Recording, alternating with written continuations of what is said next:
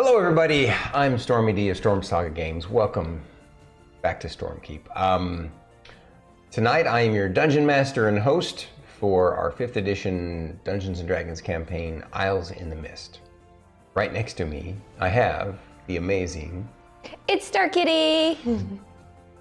I am itsStarkitty. I play Emillynn Ray, the bard and party leader. This is Philip. And she is a half-elf bard of the College of the Battlesinger. And next we have the lovely... I'm Druid IRL, and I play Fern. She is a wood elf, Circle of Spores Druid, and this is Chonkapillar. Hey, she could have been talking about Fate. He's lovely too. Sorry, I just had to throw that in there. Oh, me? Aries Philip says hello. Speaking of that, I am Fate. I am playing Lorkris the Goliath, who is a Oathbreaker Paladin of Melora and Path of the Grave Cleric of Weejas. Welcome, everyone. Welcome. Indeed. Fantastic. So I'm so happy to have you all of our stalwart supporters here with us. And tonight, here's the little quick recap of what happened last week with a little help from folks over here.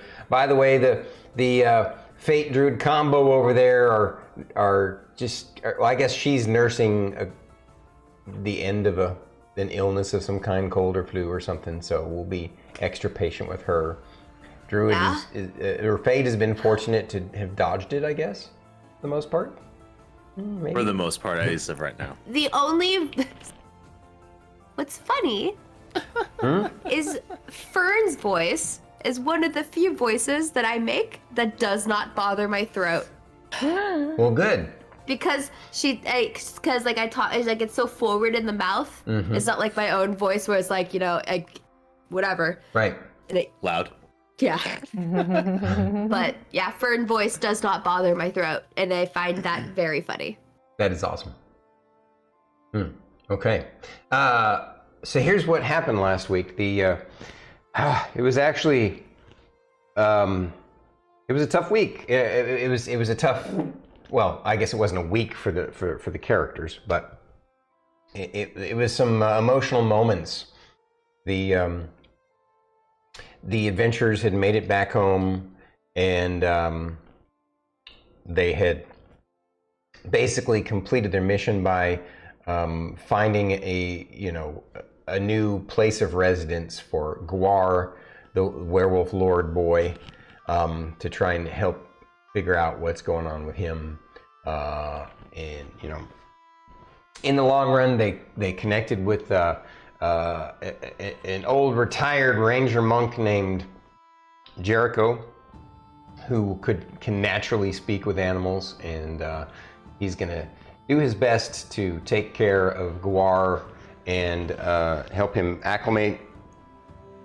And while the hospice elite folks research, what happened to him and what can be done about his condition.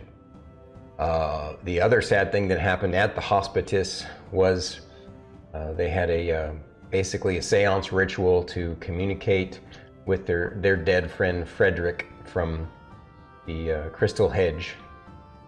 And they did so, and it was bittersweet because they did find that Frederick had moved on to the plane of Valhalla, and so he's going to be happy there, living it up, living his best paradise life for a time, and before he remanifests or reincarnates in some other universe in the future. But of course, it was nice that they found that that's where he was at, but sadly it also meant he wasn't ready to come back, so he won't be resurrected, and so they basically had to say goodbye. The loss of a loved one, even if it is just a friend, sometimes loss of a friend is the worst. So, but they made it through it, And then, lo and behold, a strange thing occurred as they were getting, back integrated back into their home life there at Misty City for a little bit of a break time. They're waiting to go back out on a mission, but it turns out that mission has been defunct now. Is now defunct. It's been decommissioned. A strange thing had occurred. Basically, because of our heroes' efforts, they had really pushed the enemy monster forces in the Goldathian mines to the brink of collapse, and so the monsters pulled a Hail Mary, last-ditch kind of sneaky, tricky maneuver where they retreated. It technically was a real retreat because they really are weakened to a massive degree, but they had a trump card as it turned out. They had a joker in the midst, and it turns out that they have their own black dragon, and so the folks that were there, the higher ranked guilds that were there, the big, famous adventurers, Steel Dawn and some others were there, and the soldiers of the MGA fought across the 3-mile long bridge before they realized that they were suddenly being attacked by this dragon. And as a safety measure, they decided that it was best to collapse the bridge and escape, because while Steel Dawn and their team think they probably could have defeated the dragon, they think that the losses to the MGA's army and the other adventurers would have been too great. And so in the long run, they decided that they're gonna basically make this massive underground chasm is gonna be like an invisible wall to hold back the enemy. Now, obviously, a dragon can fly over that chasm, but the dragon's not stupid, and it also happens to strangely have a collar on it. So some other thing more powerful than a dragon is controlling it. And hey-o, Dagoth, and it is. So it's going to hang back across the other side of the chasm, and basically it's now a détente, right? It's they're in a state where it's not tactically best for either side to try and make it across to the each other's enemy's stronghold anymore, at least that route. So because of that, effectively half of the entire forces of the MGA and the adventurers had come back to Misty City. And now there's going to be kind of a rotating schedule of guards with special instructions. And but luckily it does give the adventuring guilds a chance to regroup and reassess, and a lot of the ranked teams that were there in the Goldathian mines, they need a break from the months of protecting that area from the monster hordes. And also, as it turns out, the silver lining of all this is because of this break in things, the vaunted and appreciated by all the local populace, a special event that looked like might not have happened, that happens every year during this time of the adventuring year, is called the annual Guildlock Games, which is basically a special competition for the adventuring guilds to compete in non-mortal combat with each other in an arena setting as a friendly contest amongst adventuring guilds. And just to be clear, even if somebody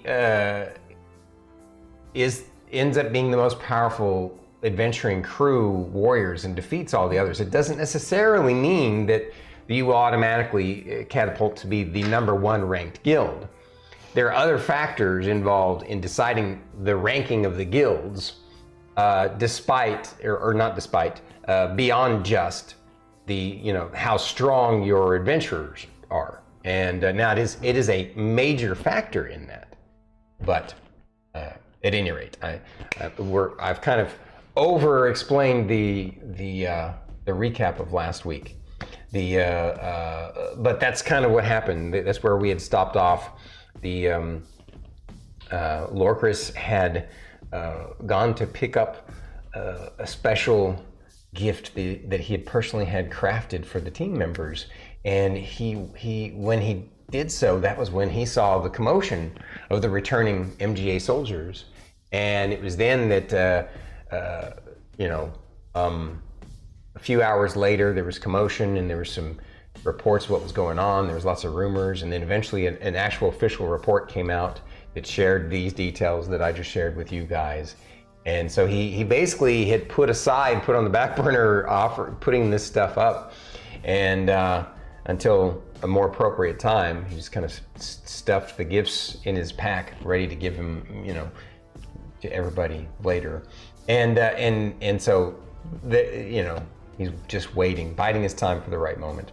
And that's where we left off. It's the next day, and Mr. Jocko had basically said, okay, I'm going to start talking directly with the MGA, and I'm going to see if we can get ourselves, you guys have done so well that I'm confident that we'll be able to get ourselves as one of the 8 combatants in the arena fights, and it could actually catapult us. And we're going to role play all that. I'll just stop describing it right now. But now that I've shared all that, the recap of last week, let's do the random folks around us, the adventuring parties. Tell me what stood out to them the most last week in last week's bittersweet moments. Fate, you're first, sir. Or I should say Lorkris.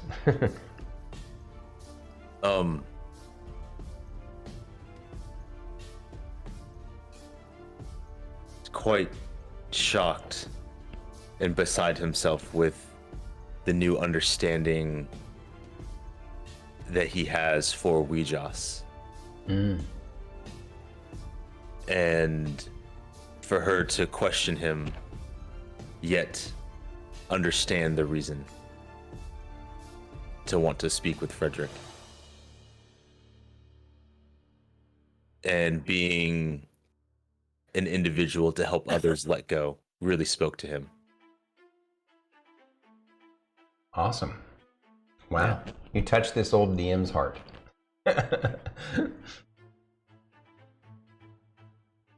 Okay. Anything else to add? Why all the commotion? Oh, I'm tired of commotion. Oh, what is it now? At least we're not going back to the mines. Goodness, I'm so excited. At least for now. We have to cure the mines. All right. Starkitty. I'm sorry, Miss Emillynn Ray. Stood out to me last week, well, in a side conversation I had with Philip. Philip was definitely wondering how somebody who's not a druid can communicate with animals. So I was trying to explain to him what a ranger does. He didn't quite understand it, but hey.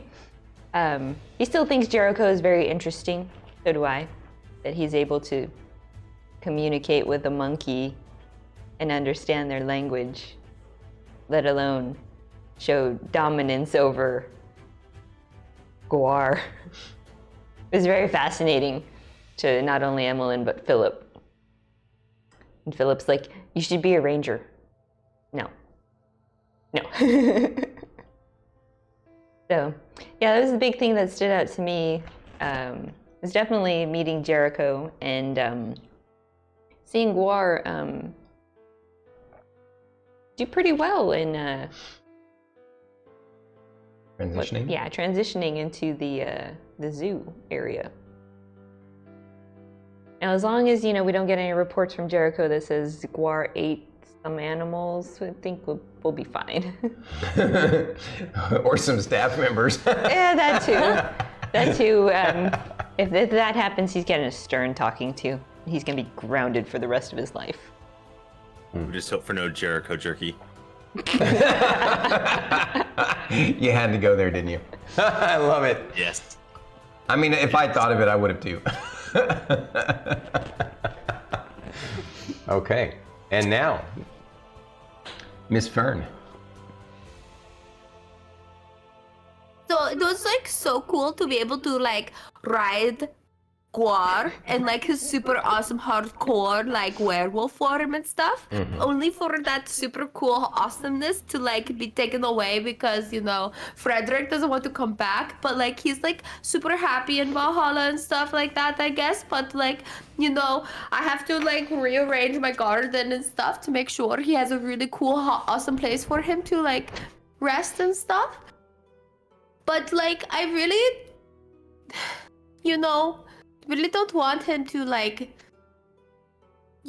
I'm kind of also like, what if I like built a tower over the top of his body, like the one that's out there that has the ghost and stuff, which would be like super cool and everything, and then maybe he could like come back and haunt that tower and stuff too. Who knows? I don't know.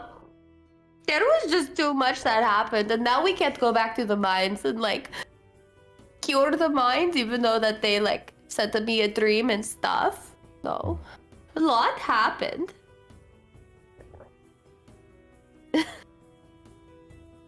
Well said. But now I want a tower in my garden. Okay. So if we all wake up one morning and there's a tower in the garden, we know who did it. Don't know if there would quite be room for that. A monument, yes. Some sort of, tall obelisk or something. Oh, a tower. A tower. All right.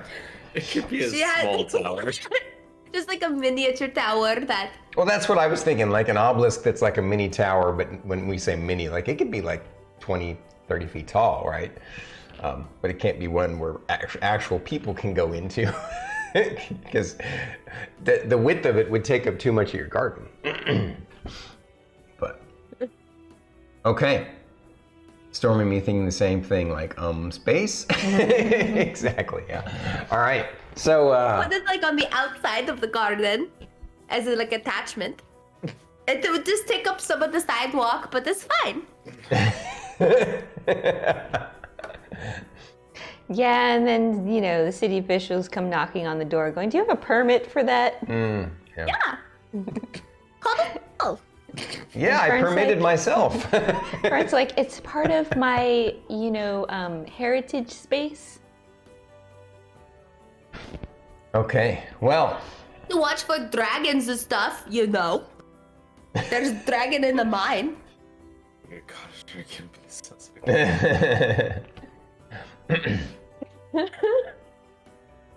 I again want to thank Druid for toughing it out tonight with the sniffly nose and throat and cough while we play. Thank you for doing this. I wouldn't want to miss it for anything. Well, if you're really, really like, I gotta lay in bed or throw up in the toilet sick, then... Oh, that would be different. Then Okay, I would alright. be like, sorry guys, but I don't want you guys to listen to me throw up. But this is the first D&D stream of the new year. Oh, wow, it is. Yeah. And I'm wearing a Starkitty shirt. Oh my God, that's what that is. I was so distracted earlier from the work that I was... It's a... Wow. Look at you. Yeah. You got a fangirl, girl. Cool. Yes. That is amazing. Love it. Thank you. Starkitty shirt. Wahaha. Fate got a Everybody new can be shirt, too. jealous. Fate got a new shirt too? What's we got Oh going on yeah, over there? I gotta. D&D. What is it? Oh, it's the It's D&D the- logo. Okay. With yeah. in Nice. a D20. Neato. That's pretty slick. Sweet. All right. It's kind of interesting that Fate and I are wearing the Dungeons and Dragons related stuff, and then you two are wearing something sort of similar, but his is a dragon, which leads to adventure, and then hers is lots of different cats surrounded by stars. Alien cats surrounded Alien by cats. stars. Love it. Oh, I should have worn my alien drinking the Slurpee. Oh, you should have. We would have been matching. Alien cats. That reminds me of, I don't know if you guys watched the, on Netflix, the, the animated series. They've done, I think, 3 seasons now. Adult oriented, heavy metal style. Robots, something and something. Oh, Yeah. Love, Death, Robots. Yeah. Yeah, Love, Death, and Robots. Yeah, The most recent one or maybe it wasn't the most recent one. It was one of the ones where they revealed that the cats on Earth that were still alive on Earth were the aliens that basically took over Earth. That story is the only one that continued from season 1. Right. So season 1, that was a short. Season 2, it continued the story. That's the only congruent thing in Love, Death, Robots. Yeah. Yeah, I really like Love, Death, Robots. Me too. Me too. I like it because you know what inspired it was the guys who loved the original heavy metal movie and the magazine. You know, the adult magazine. Did you ever watch Heavy Metal, the movie? If you liked Love, Death, and Robots, watch Heavy Metal. You will love it. It is literally the Wasteland to Fallout, if that makes sense. Okay. You know, Wasteland inspired the Fallout games, right? Well, Heavy Metal, the movie, which was actually inspired, was made by the folks who made the magazine. The magazine's been out for a while. I think it's still going on. Like I used to collect them, but it's these anthologies of different stories, and sometimes they'll have the same story repeat in the new new issue, and etc. So that's why Love, Death, and Robots is so similar to that. But, Oh yeah, I'd love to check it out. yeah. Okay. Well, thank you guys for joining us tonight. So please tell everybody else about what's going on with tonight's episode the next time you see in any of our channels.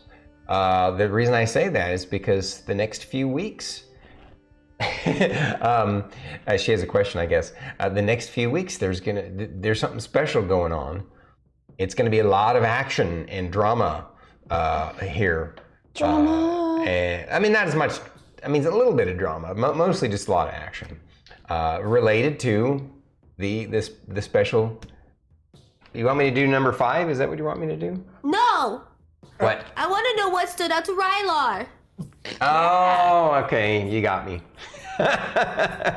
He didn't even introduce himself as Rylar. That's right. I forgot my introduction. Yeah, I'm Rylar, the NPC. What kind of introduction is that? I'm the DM. I play the NPCs and the monsters and the special NPC, who's also a party member. His name is Rylar the Suffrigant. And he's a cleric of the We'll moon. just cut that into the beginning part. There'll just be like a cut edit. No. No, too much effort. And also it would be awful. But yeah. So Rylar, what stood out the most to Rylar last week was you tell him. Look at you. She knows who's boss. I know who's boss. So what stood out the most to Rylar last week? He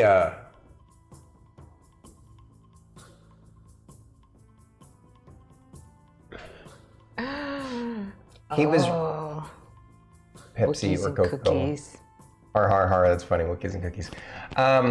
Neither. Yeah, see, look at Fate. He knows how to throw a wrinkle in there. Dr. Pepper. I don't do any of the above. Ooh, salty soul rider with the root beer. If it's draft root beer in a frosty mug, it's one of the most delicious drink she'll ever put in your mouth. Have you ever had draft root beer in a frosty mug? I don't think she's ever had draft root beer in a frosty mug. Root beer in a can, I agree with her. I can't stand root beer in a can. But root beer from a draft in a frosty mug is a different animal altogether. But we're way off. Dew. Way off on a tangent here. I don't even remember what I was talking about. Oh, you were telling us what Stood out to Rylar. Shout out to Rylar. Don't distract us, Wookiees and Cookies. Shout out to Wookiees and Cookies. Cream soda. Ginger ale. My God. No, Tom, they don't even know, bro. What do I not know? I'm distracted again. Cream soda. Cream soda is similar to root beer. But, all right, so Rylar. Well, Rylar thought it was really cool that Miss Fern wants to inter the remains of Frederick in her garden, and that Frederick and his team are okay with that. And one other thing that really stood out to Rylar last week was that he remembers the first time that you guys ever met the group of Crystal Hedge. When you met them the first time, your characters had grown powerful enough to understand what real power was. And at that point in time, because like if they had just been a level or two lower, they really wouldn't have recognized a powerful person the way they did. But when they first met Crystal Hedge, there was this kind of pressure, this gravitas that they could sense. Their own instincts were prickling on edge at the power of these guys. If you guys remember that. Well, they were so bright and what shiny. What stood out to Rylar last week was that pressure has abated, and he doesn't think it's because of the death of Frederick. He honestly feels like he and his team, you guys, have grown to close that gap quite a bit. Not completely, but you've really closed a lot of the gap between you and Crystal Hedge, and that actually he's been really thinking about in his mind. He even wants to kind of talk about it with the group. So the main things we want to role play tonight are starting off, getting things kicked off, is Mr. Jocko wants to have a team meeting with you guys about plans to try and get you guys into the fourth annual Guildlock Games arena competition, and Rylar and there's something related to that that Fate will want to, or that Lorkris will want to roleplay, and then Rylar wants to talk with the group about that, about his feelings regarding the team Crystal Hedge. So there you go.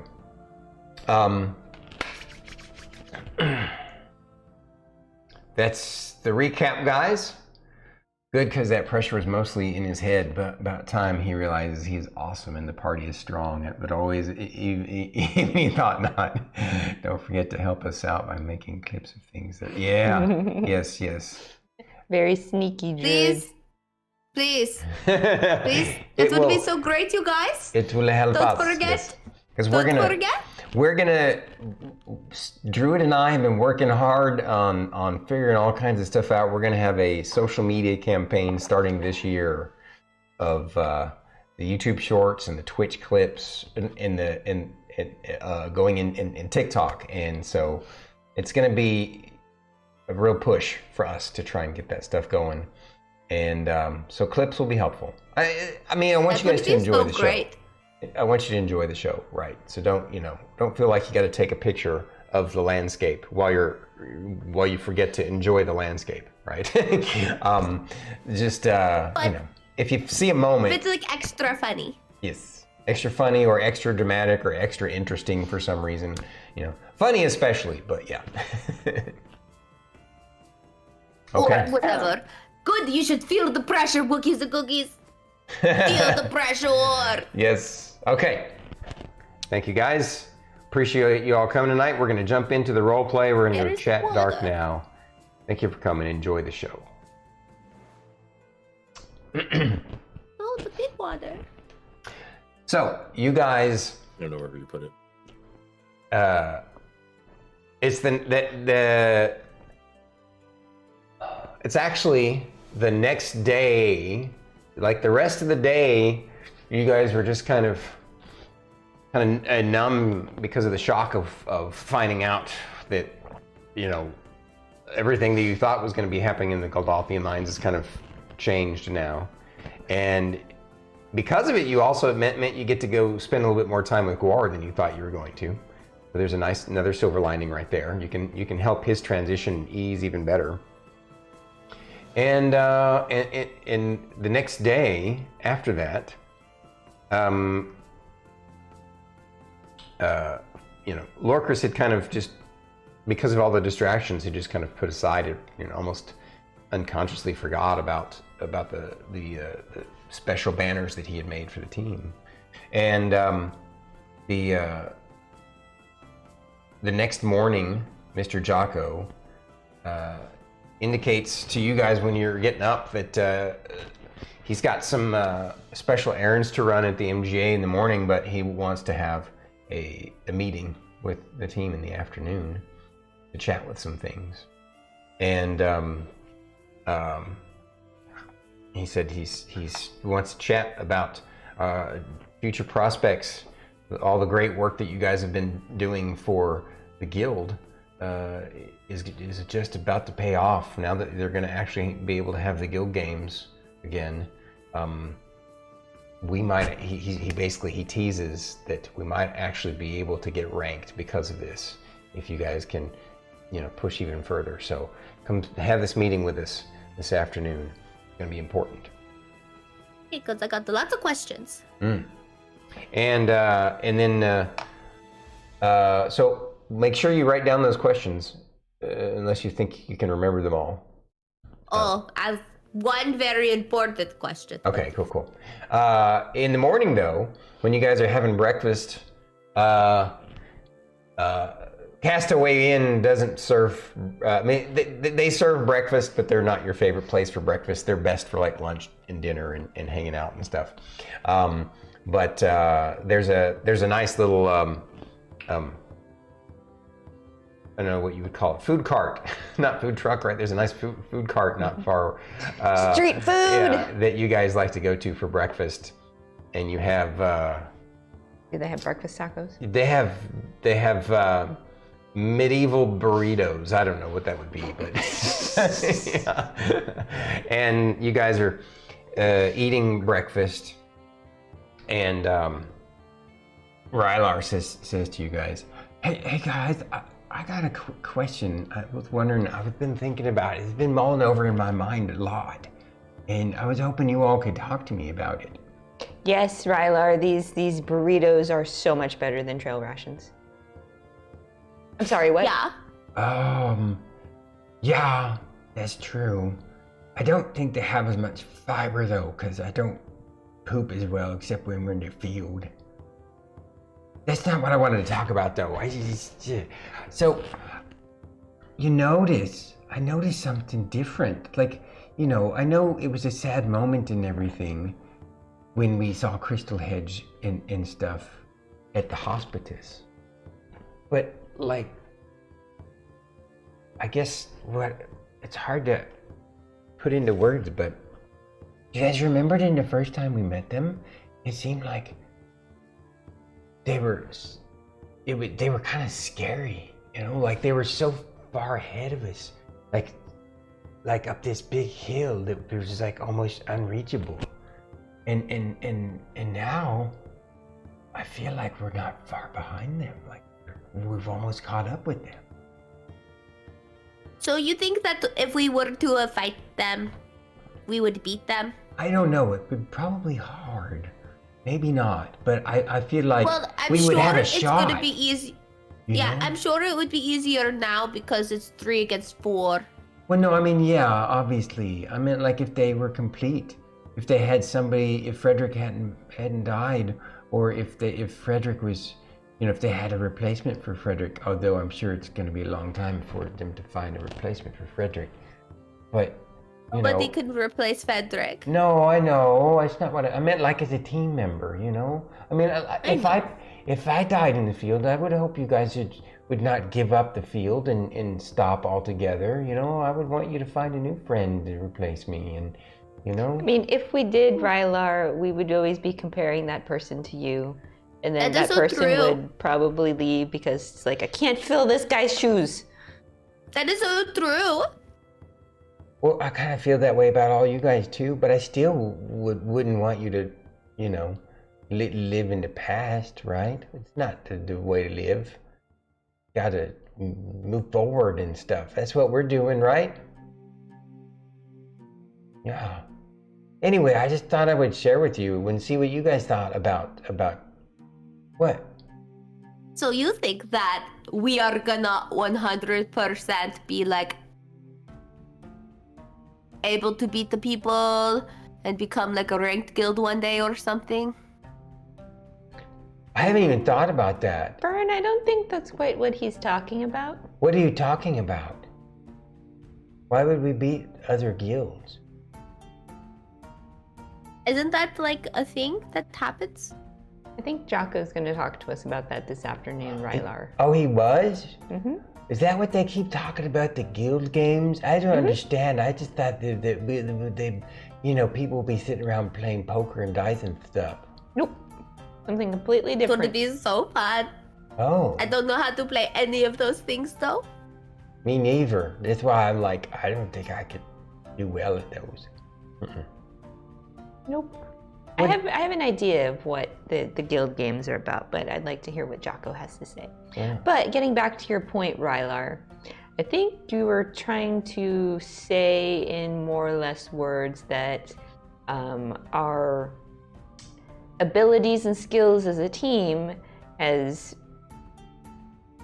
increased to a point where we don't feel like we are inferior or below those of Crystal Hedge. Yeah. Right? That's right. What do you think, Lorkris? Do you feel the same thing? You okay? Poor thing. You good? I'm trying to toggle the mute to, trying to save everyone else's ears. It's okay. Okay. It's funny.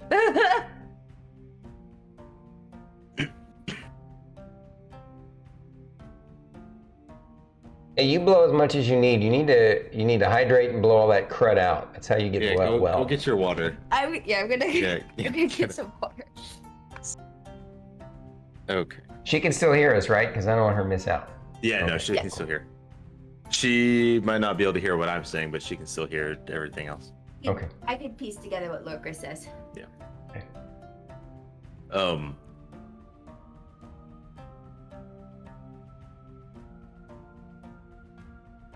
Can you repeat the question?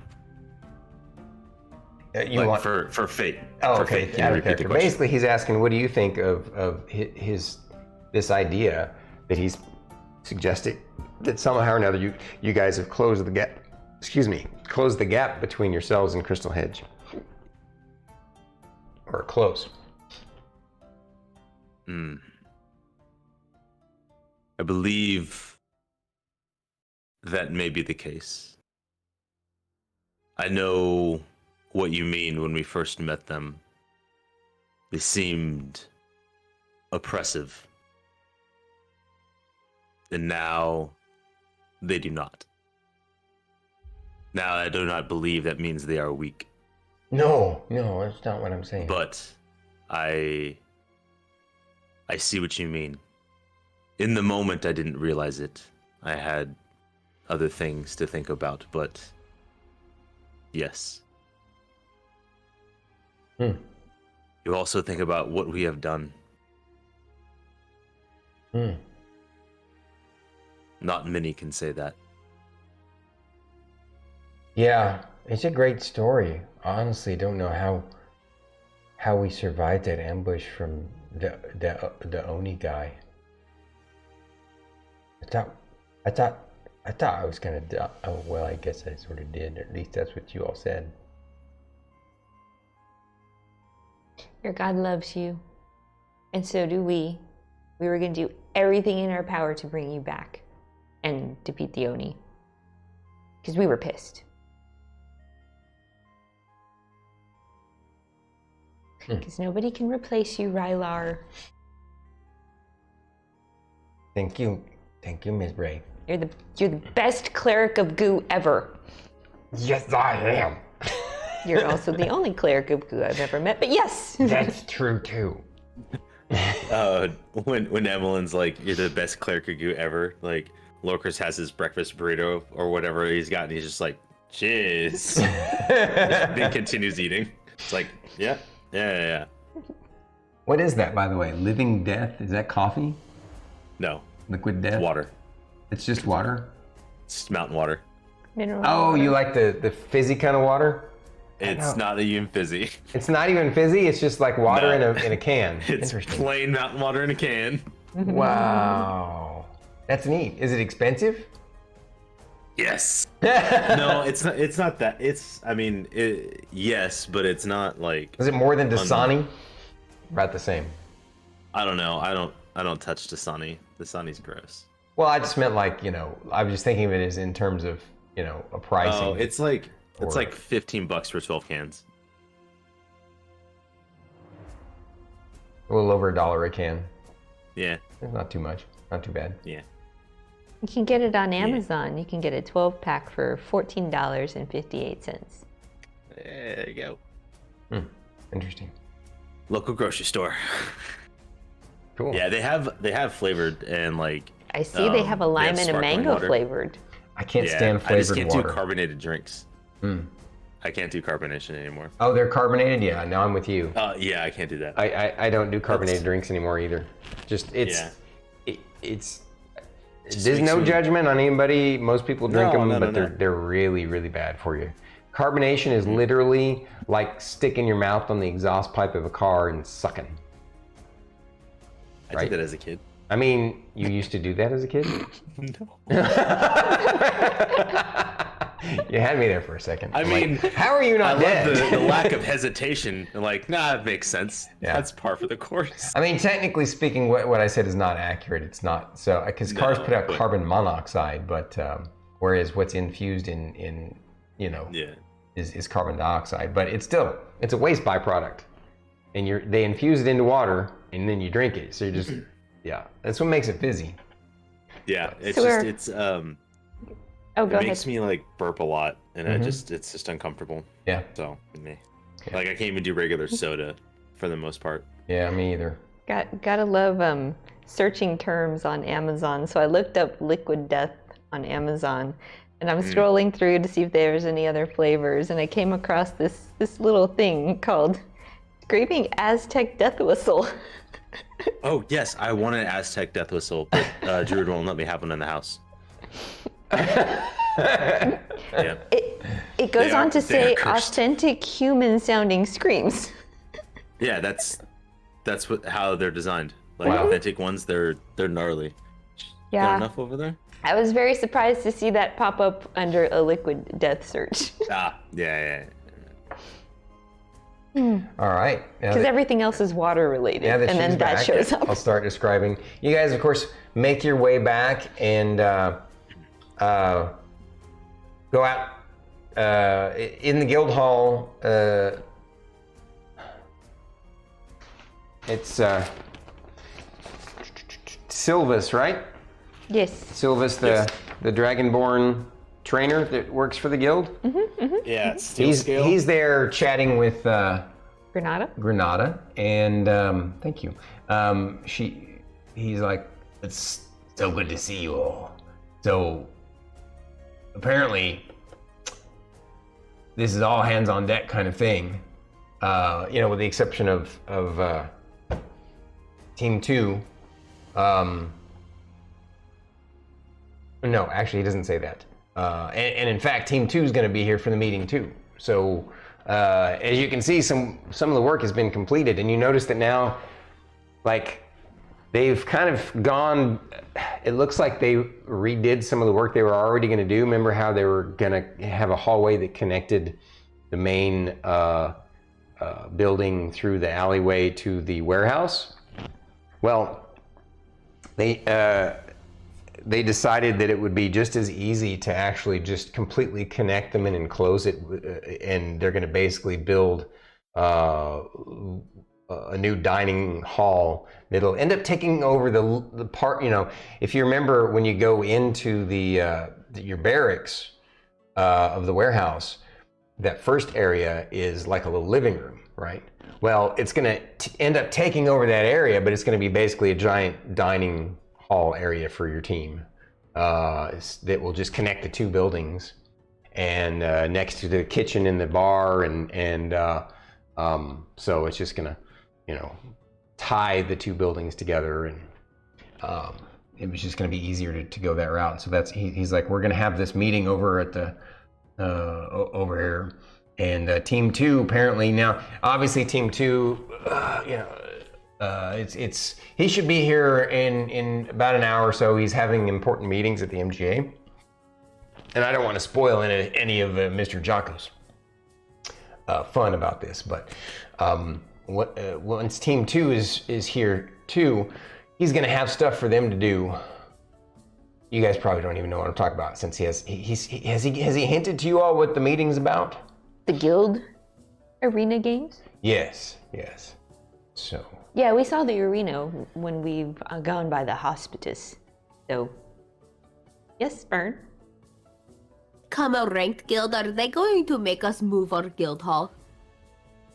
They will typically, from what I understand, that's just the way things evolved in the past, if you think about it. But they're wanting the city to grow, and so the answer to that is basically no. Yes and no. Not that they would want us to. I believe that if there is a building over there available in the center square area, they will probably offer it to us for lease. But I'm pretty sure that Mr. Jocko, since he's done all this work and renovations on this, is going to be our home. We can't leave Fern's garden. Now, how are we going to move that? Yeah, you don't even, like I said, you all don't need to worry. Mr. Jocko wouldn't even consider moving this place. Good, because if he did, I am arguing. I was going to argue as well.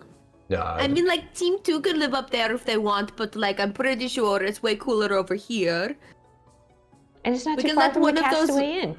He says, well, as a matter of fact, because of you guys' renown, things have picked up over on this side of the street.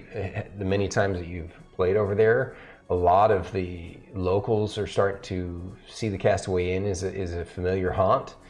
Business has really picked up over in this area, and so it's because of our guild. And the growth, people see the building and the growth going on, it's going to be amazing. So, yes, we're looking forward to it. We can start charging people entry to the garden. Have it to be a... They would tear up your garden, Mr. Letty. Don't do that. That is true. We will reserve it for special people only. We could have where they can look over the over the wall or something. Put windows or something. It's be only cool people can enter. You can watch from the outside or something. I guess so. Only people on a specified list can enter the garden, like guild members and the Crystal Hedge people. Well, anyway, to visit Frederick. So it says the point I was trying to make is that he's going to have Team 2 helping out with things too. So I mean, it's going to be an all affairs kind of thing for all of the guilds. Who knows? We might even be able to recruit a Team 3 after this. Although that probably won't happen until next season. So, just because, you know, it's going to require some time for, you know, a lot of. As you guys have probably noticed, you know, obviously it's a tough gig out there. People die. There are adventuring teams that die all the time, and they don't, you know, and sometimes they fall apart and they move off. Sometimes they come and they do what they came here to do, and then they leave the island. And so it kind of filters out. This is the time of the year when that starts to happen. After the guild games is usually when things start to, you know, calm down a bit, and the more important kind of real work of the island can be done by the more ranked guilds, at least as far as what I know. So, but it's usually a kind of a calmer, smoother part of the year after that, except for the folks who are actually out there truly delving and exploring and adventuring and trying to strive to figure out all the mysteries of the island, you know, like you guys have already been doing. You all have made a lot of progress. I couldn't be more grateful. Honestly, to be honest with you, I feel like you're going to surpass me very soon. You know what I mean? I mean, you may have already. I don't think there's anything left that I could teach any of you all. So, but you're still needed here at the guild, Sylvis. Oh, of course. We're going to so have new true. recruits. Well, and I can always be here to help you train. You know, even if you're training something that's beyond my capability, I can always be, you know, an active participant in your training to assist. You know, it's better to have an active participant than a training dummy. You know? I would like you to be part of the interview process for the new eventual Team 3, because... Oh man. Oh, I'm not really that comfortable with that kind of stuff. Well, you don't have to interview, you just have to watch them demonstrate their battle prowess and then give us your opinion. Yeah. Will that work? I don't know. I don't think that Mr. Chaco's going to be okay with that, because I tend to poo-poo everybody. So. Hey, it means your opinion is much needed. We We'll see. respect your opinion. Yeah. I mean, me being a bard.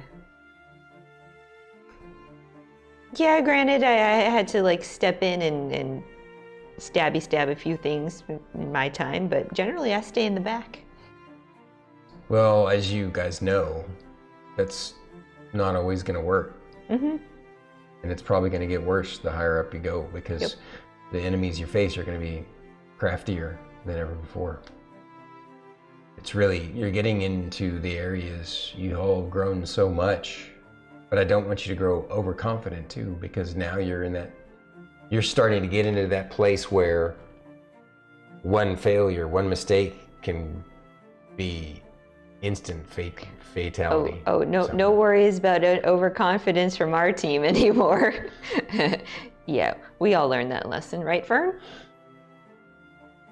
Yeah. Wow. That response says a lot. Did you not read my reports from the mines? I got to see the summaries, yeah. Yeah. But you know, if somebody tries to shit talk with me, I'm gonna shit talk back a little bit, okay? Oh, of course you should do that. So, you guys basically spent a little bit of time chatting with Sylvis and Granada, and she's all like, you know, I just take care of the books. How are the books looking, Granada? Overpacked. Thanks to a certain group of individuals. And the renovations, is everything being paid on time? Are we paying these people? Oh, of course. That's why they're proceeding so quickly. Good.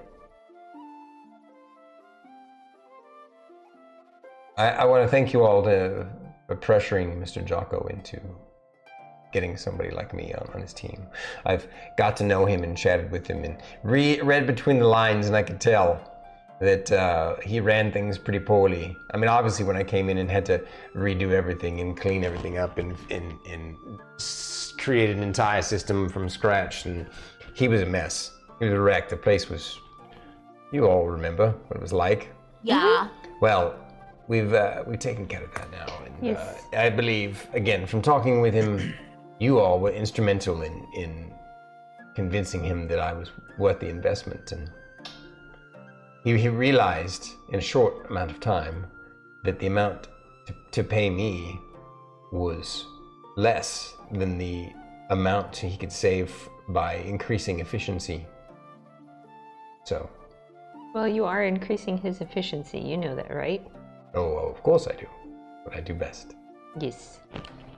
All right, you all chat with him for a while, and then sure enough, Mr. Jocko shows up, and he says, "Give me a moment.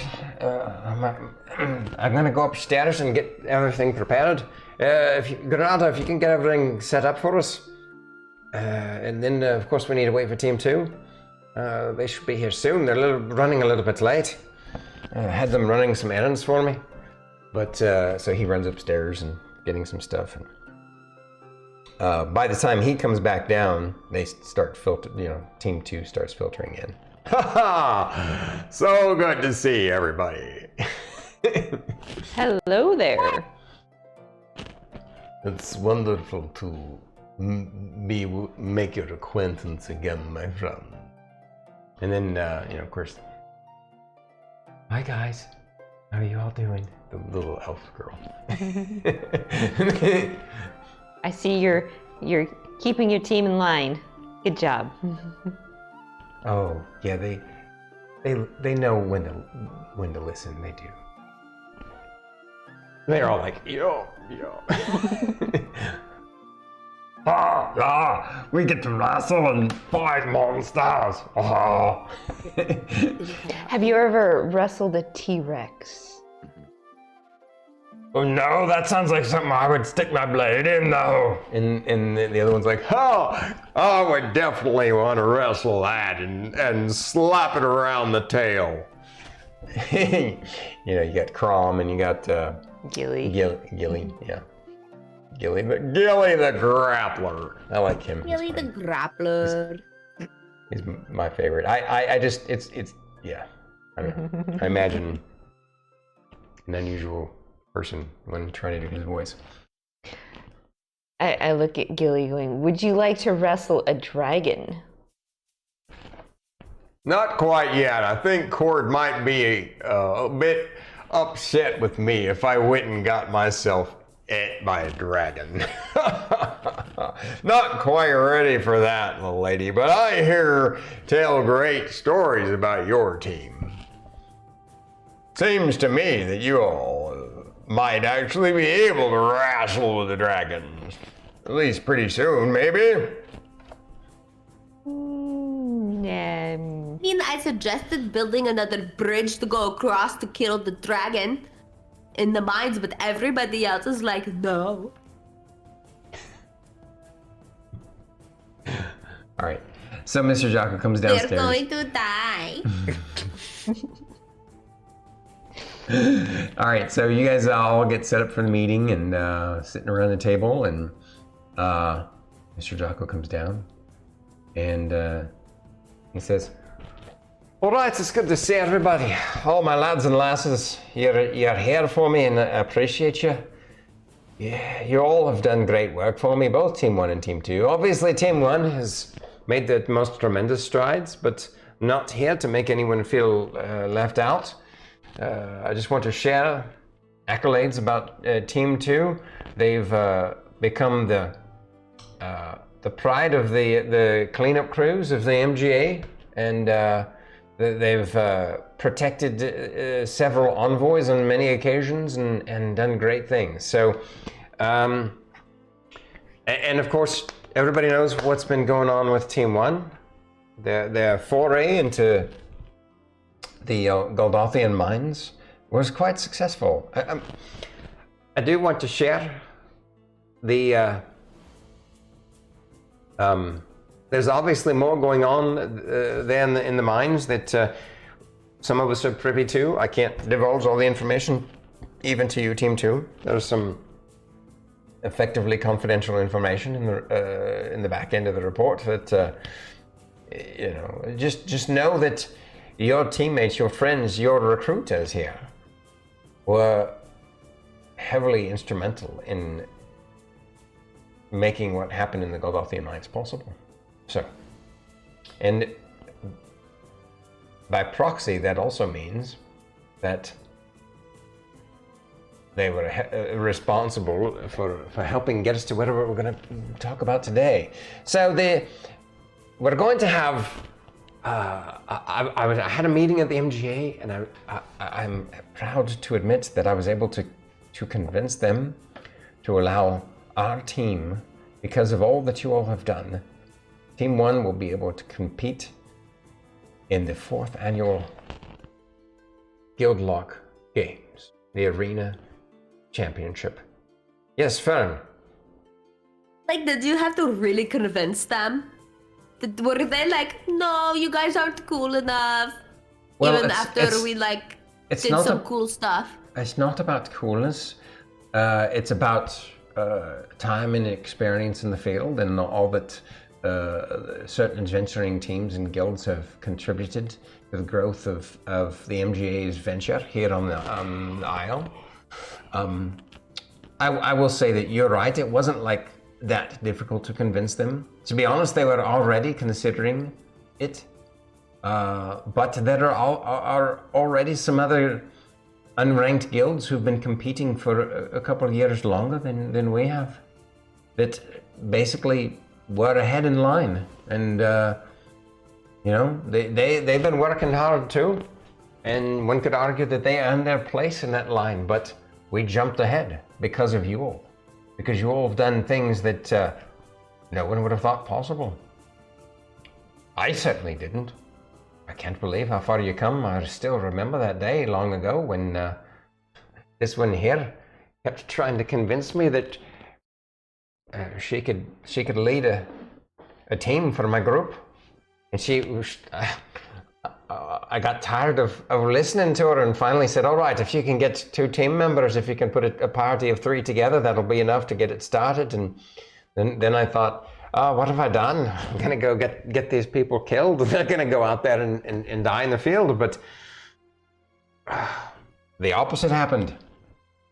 You all did almost die that first time, though. I do remember that, according to your just a detailed scratch. report. When you got then ambushed. We got Rylar. Yes, and then when you added Rylar to the team, I was impressed that you found him. I'm just happy I remembered that he was staying in the same hostel. Well, he really rounds out the team too. There's something about your team is uniqueness that you're able to. I mean, you're not a traditional kind of party. The fact that you're led by a bard, that a bard is out in the adventuring field, is an unusual thing. But then the rest of you druids are super rare. There's no other ranked guild that has a druid on the team. The reason why druids are rare, I don't know if you know this or not, Fern, but it's not that druids themselves are rare, but druids who adventure are rare. Most druids, they find home amongst their kin or their grove or somewhere in the mainland, and they protect their areas. They're like forest rangers or something, They just protect the land and the trees and the animals. And it's almost like you were drawn to this island in some way. So ever since you've been here, it's been a unique experience. So I'm glad that you're here. So yes, you got the druid, which is a rare thing, and he also happens to be some sort of unusual species of elf. And then you have the bard, and you have the short Goliath, and Rylar the cleric. Cleric. Well, I do have to say, if Lorkris and his mentor had not stumbled upon Fern, then yeah, we would not be here today. And as a team. And that's the perfect segue into what I'm trying to tell you all. Again, I agreed. There's another reason why it's difficult to jump the line like this. Again, it's about the guilds themselves earning that place. And also the city has to grow, and the MGA's interests here on Misty Isle have to grow enough such that they can increase the amount of ranked guilds. If you remember correctly, there are only when you all came, it was the tail end. There were only technically 4 ranked guilds, but there were 5 because 2 were tied for the same place. And but because the ventures here have grown, the MGA has decided to add 2 additional ranked guilds to the roster. So the whole point is that for an unranked guild to be considered for one of those two new slots, or to make it into the other slots, is a big deal, because there's quite a few small little guilds out there, that even smaller than me, well, now anyway, that they've all been working hard too. But you all have put them all to shame, left a lot of them in the dust, as it were. And I just want to thank you again, and appreciate you for what you're doing, and ask you to do one more thing. It's a big thing. If you join this Guild Games, it's not going to be easy. It's going to be probably the hardest thing you've ever done. Even though the arena fights are non-lethal, it's still extremely dangerous, and it's easy to let your ego and your emotions get the better of you. And it can be very tense and difficult when you're taking on these other guilds, and you just want to win and you want to defeat them, you know. But the way the guild arenas work is obviously there's a bunch of smaller types of arena fights that are what they call exhibition. Thank you. Exhibition matches. And as it turns out, because they're going to let us compete to become a ranked guild, Team 2 gets to be one of the exhibition. How am I having a problem with that? One of the exhibition matches. Like it's not like I have a hard time saying the word exhibition. I just have a hard time remembering the word exhibition. All right. So just so you all know, we expect you to train hard. He's obviously looking at Team 2, and we expect you all to train hard for this exhibition match. It's going to be against another unranked guild, and we know that you'll do us proud.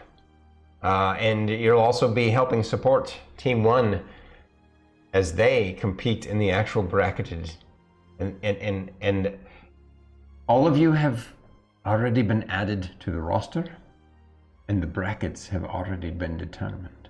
Only those who are actually in the ranked guild, only those who have been officially added to the 4th annual Guild Lock Games get to know this ahead of time, because obviously they need to prepare and such. So who are we facing off against? Well, let's pull that information out now. And so I'm gonna switch to an image that does not have our faces, guys. Bear with us. But here is the Guild Lock Games bracket for the competition. So hopefully you guys can read that. It's probably pretty tiny. First off, I'm outside of his accent. I'm just going to read off the teams that are going to be in it. All right. So first, he explains something. He explains that just to be aware, Crystal Hedge will not be competing this year, obviously, because there's too short a time frame for them to even consider finding somebody to even temporarily replace your friend. Even if they could, I'm not sure they're ready for it. And in fact, I believe that during the event they're going to hold since Crystal Hedge was famous, well-respected, and had fans among the populace, they're probably going to have a moment of silence or something for them. But let me first read off these the names of the teams that are competing, and I'm going to give them to you in currently the way the MGA sees them as ranked in capabilities. Okay, based upon the current rankings of the guild. Although the last two on this are actually unranked, and that's us and somebody else. So here we go. The first one is Steel Dawn, which obviously you guys have heard about. You've never seen them, interestingly enough. Even though you were down in the Goliath lines, you've never seen them before, but you've heard there's a reason why they're the number one team. And that even Crystal Hedge, if you remember correctly, I know it's been a long time, but back in the day, Steel Dawn was the number one ranked guild when you guys first arrived. Crystal Hedge and Loam Riders were tied for number 2, okay? And they were easily behind Steel Dawn in power level, easily defeated by them. So, and then after those two, after Crystal Hedge and Loam Riders was the 4th rank, which is 74th Black Shield Regiment. And then finally, the 5th was Renly's Bonejack Marauders. And so here they are now. The new order is what's going to be officially in the MGA Guildlock games. Steel Dawn is the number 1. Loam Riders is number 2. And their names have been shortened for the bracket for the contest, and that's it, just for the printing. Black Shield Regiment is number 3. Bonejack Marauders is number 4. Stenoth's Dragoons is number 5. Megantus Elite is a name you haven't heard of. It's basically was the most powerful unranked guild in another part of the city that you've never met or heard about or interacted with. They were the ones who were officially had kind of earned the right to potentially make it compete to be one of the new ranked guilds. And then next is, of course, Jocko's Relic Hunters, which is you guys. And lastly is Jelly Belly Slam. So, I had to have one comedic. Jelly Belly Slam. I had to have one comedic name. I know it sounds like I giggled at it. You what? I like it. I giggled at it. That's what you were giggling at earlier? Yeah. Yeah. Yeah, that one, I guess it kind of sounds like a sandwich you would find at like Denny's or something, doesn't it? At any rate. All right. So, and as you can see, I can't read it from here, but the way the brackets have already broken down is that, maybe you can help me read that, Starkitty, the top one. Top one. And by the way, next to each name is their rank number. Stenoth's Dragoons. No, the first bracket. Read the bracket. It's Stenoth's Dragoons and Steel Dawn. Right. Can you name, like read them, like read what you see. 1, Stenoth's Dragoons, is that an R or an F5? It's an R. An R5. Yeah. 8, Steel Dawn, R1. The first number don't matter. That's just basically the reason I want you. The number after their name. I guess it is far away for you too. Yeah. I can read Actually, it. let's have Fern read it. Okay, so the first 2 is Stenoth's Dragoons and Steel Dawn. They're going to be fighting each other. And then it's going to be Black Shield Regiment and Jelly Belly Slam. They're going to be fighting each other. And then Magnetus. I forgot how to say it already. Megantus, but yeah. Magentus. Magentus Elite Not against Loam Riders. And then lastly, the only Jocko's Relic Hunters are going to be fighting Bonejack Marauders. Right, but you're supposed to tell me the ranks of each one so everyone knows. Sorry. The number 1 guys are facing, I believe the number, is that R5? Yes. The number 5 Yeah. guys. And then in the next bracket we have are 3 facing, there's no number after. Right, should say The you Jelly are. Belly Slam is unranked. Yep. And then the next one is Megantis Elite is rank 6 versus R2. versus Lone Rider R2. And then We are you guys, unranked versus R4. Yeah, you're going up against the 4th rank. As the first fight. So that's the way it's going to break down. And we're going to go back to this screen now. We're going to go back to actually, I shouldn't say back to. We're going to go to this screen.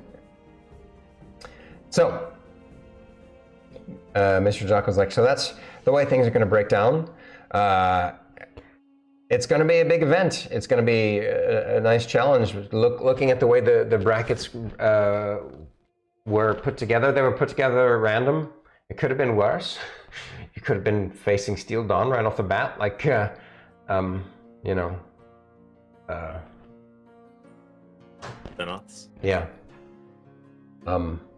Like they really drew the short straw, as it were. But it's not going to be easy going up against the 4th ranked guild. So, yeah, the Bonejack Marauders. I can give you a bit of information about them ahead of time, of course, because that's going to be your first fight. And When is this going to happen? so we have 2 weeks to train and prepare for the event.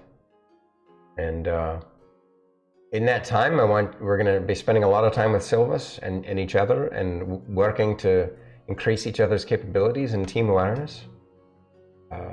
Also, between now and then, I would like the team to come up with some. Now, obviously, you know, we're Jocko's relic hunters, but the team needs to have some sort of some sigils. Yes, you need a banner of some kind, or you need some sort of.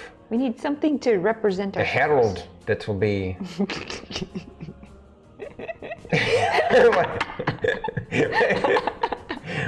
Guess it was too obvious, wasn't it? Cough, cough, wink, wink, cough. Wink, wink, nudge, As nudge. she literally coughs. Yeah. Yeah. I'll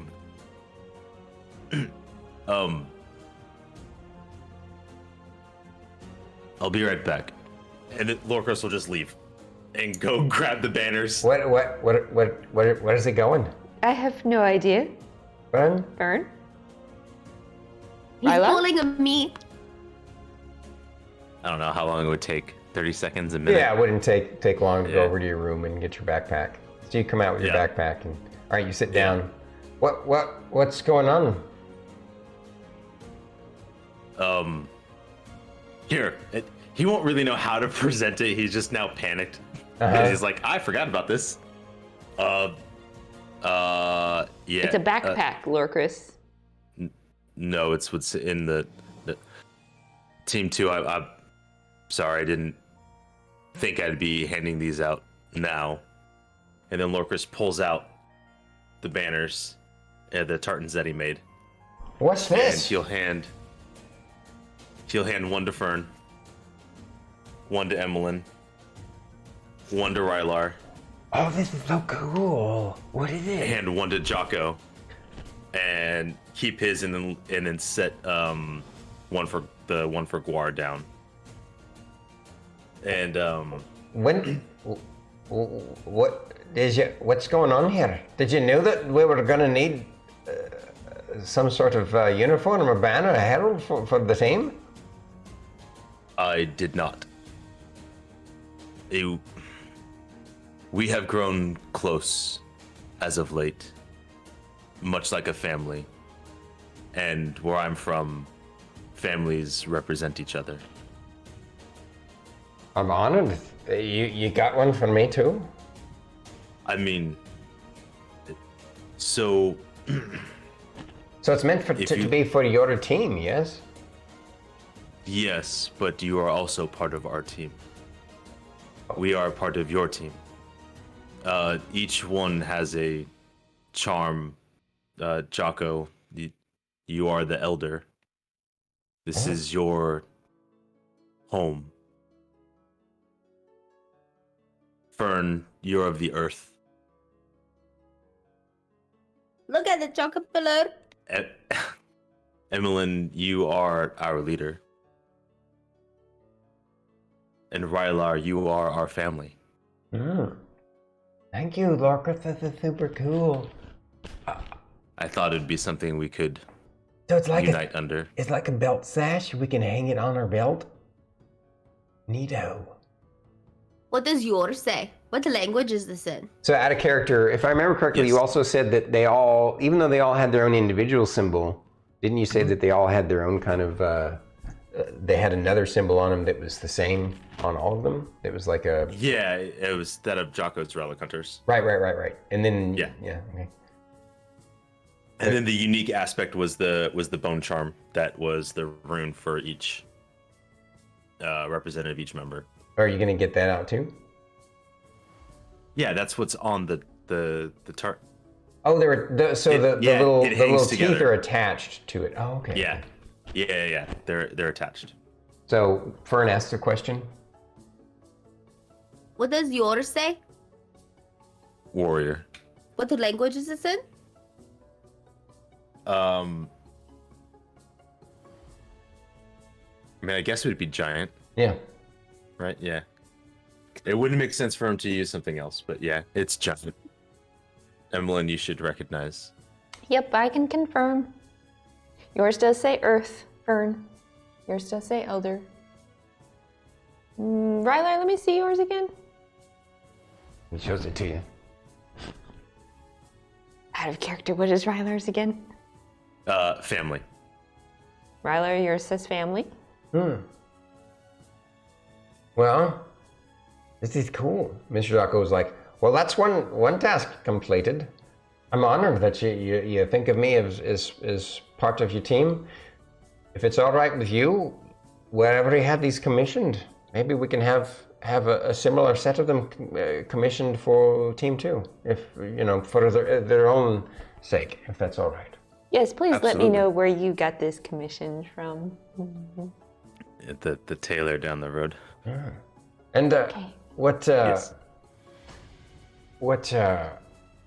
Mr. Jack was like, so if it's all right with you, let's ask Team 2 what they feel, or ask their team leader what she thinks would be the best symbol for each one of them.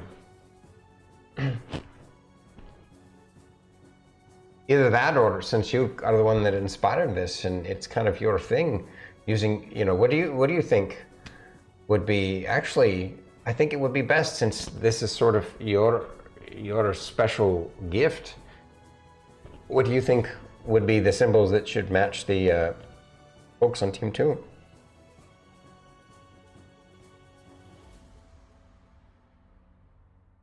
To be fair, I do not know Team 2 the way I know my companions. That would take time. Hopefully, in the coming weeks, spending time together, I could come up with something. But until then, I would not want to hastily make a decision. It must accurately represent who that person is.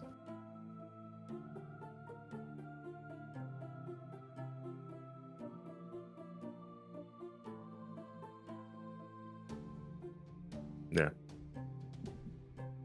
Well, I'm deeply moved, and I think this is perfect. This is exactly what we needed.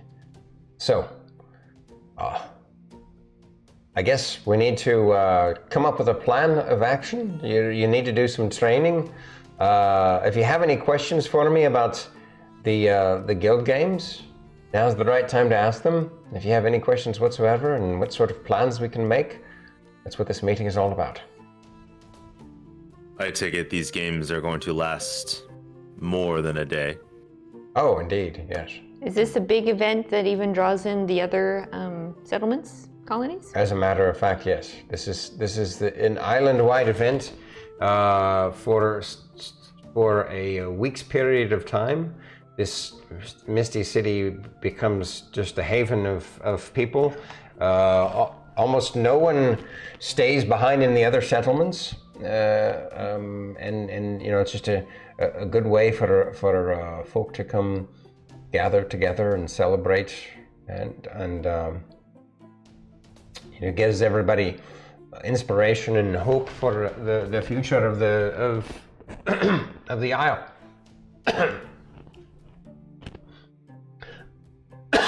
Excuse me while I grab a drink.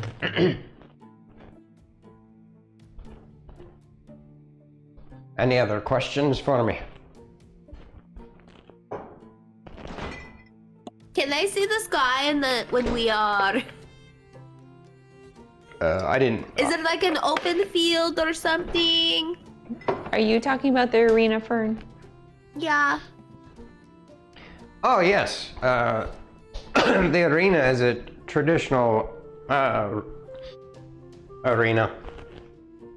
It's an oval-shaped, open to the sky. Yes. I know why she's asking that question. Just so you know, this event is very special. It's sponsored by some of the elite of the MGA, including some of the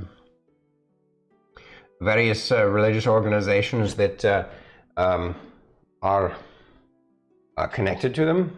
And so for these events, they always bring in one of the most powerful pontiffs of the of a domain of life. And so because of the greatness of this event, apparently prayers from a great many priests and priestesses invoke a special kind of protection across the field. It's basically what they call a boon from a deity. It's a boon for the event. It's basically a massive special blessing. And what it does is a few things. One, it basically makes it so that any kind of combat that you would do within the arena, within the bubble of the arena, one will be non-lethal damage. Two, will not harm basically the participants, or excuse me, the non-participants, the audience members will, which is obviously going to be in the thousands from all of the folk that live here on the island and support us, and the MGA staff and everybody and all the soldiers and everybody that are going to be watching the event. There's a special barrier, magical barrier that protects them from all of the things that are going to happen. And and of course, the other thing that it does is just it makes it such that if anybody would try any kind of coup de grace or lethal maneuver, that it's kind of nullified. It's almost as if, you know, that special amulet that you wear that was given to you by the elf? Yeah.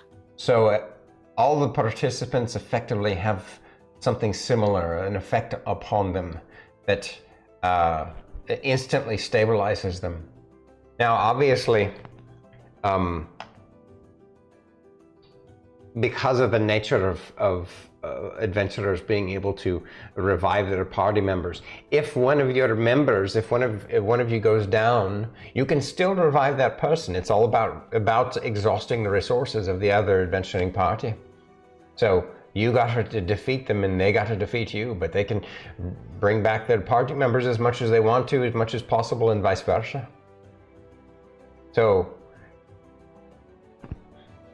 I'm confident that you're going to really give the Bonejack Marauders a good challenge, but it really will be a tough challenge for you. It's not going to be easy. If you do make it past them, just showing you the bracket, that's when it really starts to get scary. So the bracket again. Because if you defeat the Bonejack Marauders, if you look and see what the bracket above that is, Loam Riders. Well, probably. I mean, it seems unlikely that Megantus Elite is going to be able to defeat the number 2 team Loam Riders.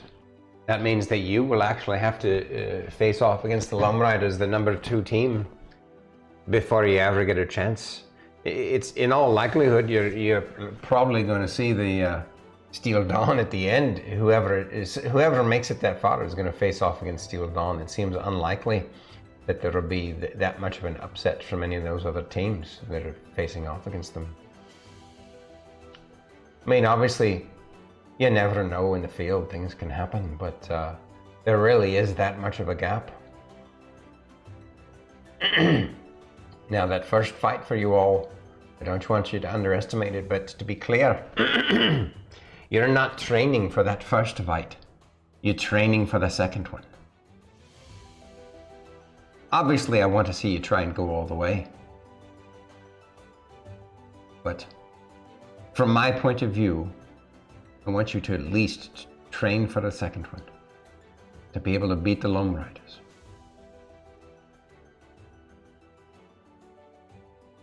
Well, I guess we're going to have some strategy sessions, Jocko. Well, that's why we're here for the first one. I can tell you a little bit about the Bonejack Marauders, because of course I've been gathering in information and intel upon them. I would like you all, between now and then, part of your training isn't just going to be training to fight them, but gathering intel, gathering info on them as well. On them and the Loam Riders. Okay? So first off, I'm going to tell you, if you want to start taking notes, this is the time. Your first fight against the Bonejack Marauders is made up of a team of 4, just like you all.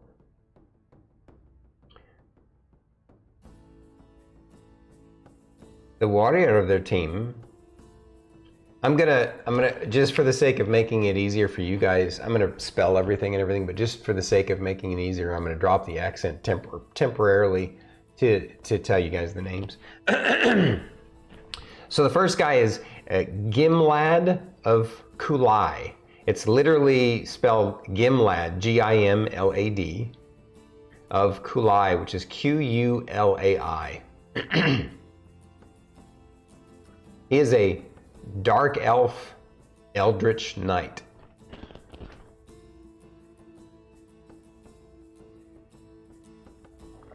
And you're Oh, that means he has like second wind and stuff. yeah.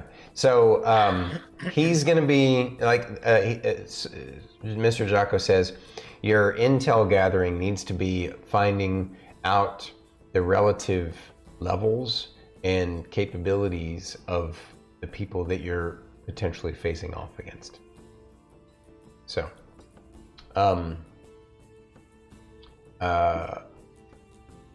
the second person on their team is Lupano Ubet. That's Lupano, and then Ubet is Ubbett. You bet. He is a human wizard.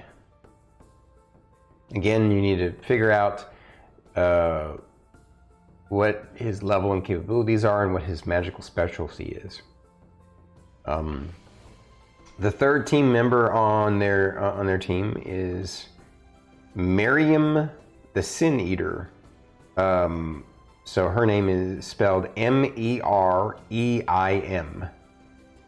and then the Sin Eater. And we don't know her race, but we know she is a shadow monk.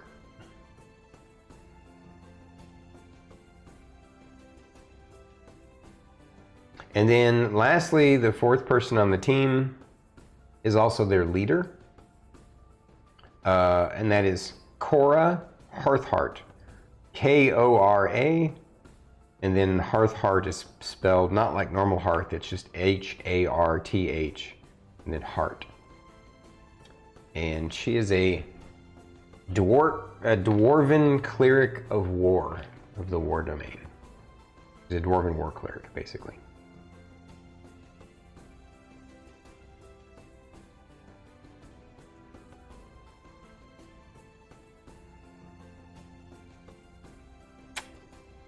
So, that's the first team you'll be facing off against. Now, he said he's confident that, you know, I mean, they've been a ranked guild for, you know, over a year, so they're good. But he's confident that you guys can probably beat them. I mean, it's going to be, he sees it basically as an even fight, which means if you guys can have superior tactics and teamwork, then you can beat them.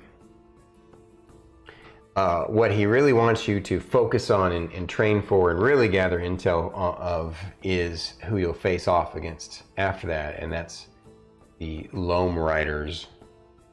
And I'm going to tell you their names as well. Their names and professions. Ready? Mm-hmm. So the Loam Riders, the first person is Vavoom the Vanguard. It's V-A-V-U-U, excuse me, not Vavoom, Vavoon. V-A-V-U-U-N. Vavoon the Vanguard. And he is a half-orc fighter. Don't know his level or his specialty.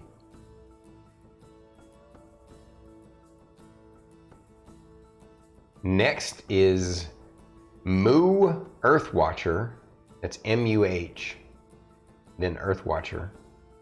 He is a Goliath Paladin of the Glory domain.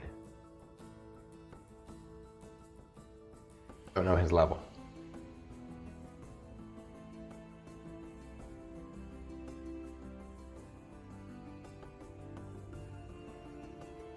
The next is Erskell Minteth. And I'm going to spell this one for you. Erskell is E-R-S-K-E-L. And then Minteth is M-I-N-T-H-E-T-H. Basically, one of the H's is silent there. Minteth. And he is also a dwarven war cleric. It tends to be a popular archetype amongst adventuring guilds that are successful. The war clerics typically are. And we don't know, they know his specialty. He's a cleric of the domain of war, but they don't know his level either. And then lastly, their leader of their team is really the one to worry about, and it's Gashura Wormtooth. It's G-A-S-H-U-R-A. And as soon as he says this name, you hear Sylvis let out a sigh, and he gets all googly-eyed. And Mr. Jocko says, "This is a dragonborn sorceress." And he looks over at Sylvis and says,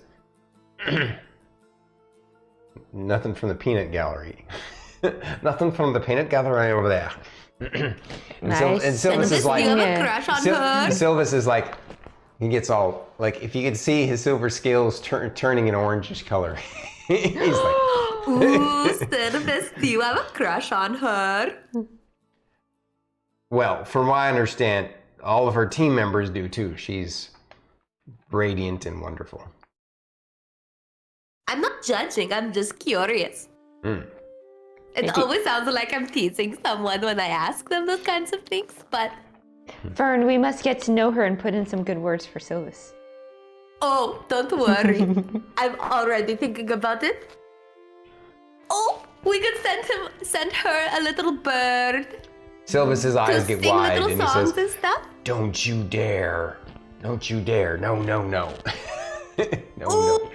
no, no. Sylvis, you better stay on my good side, because now I know how to make you really mad.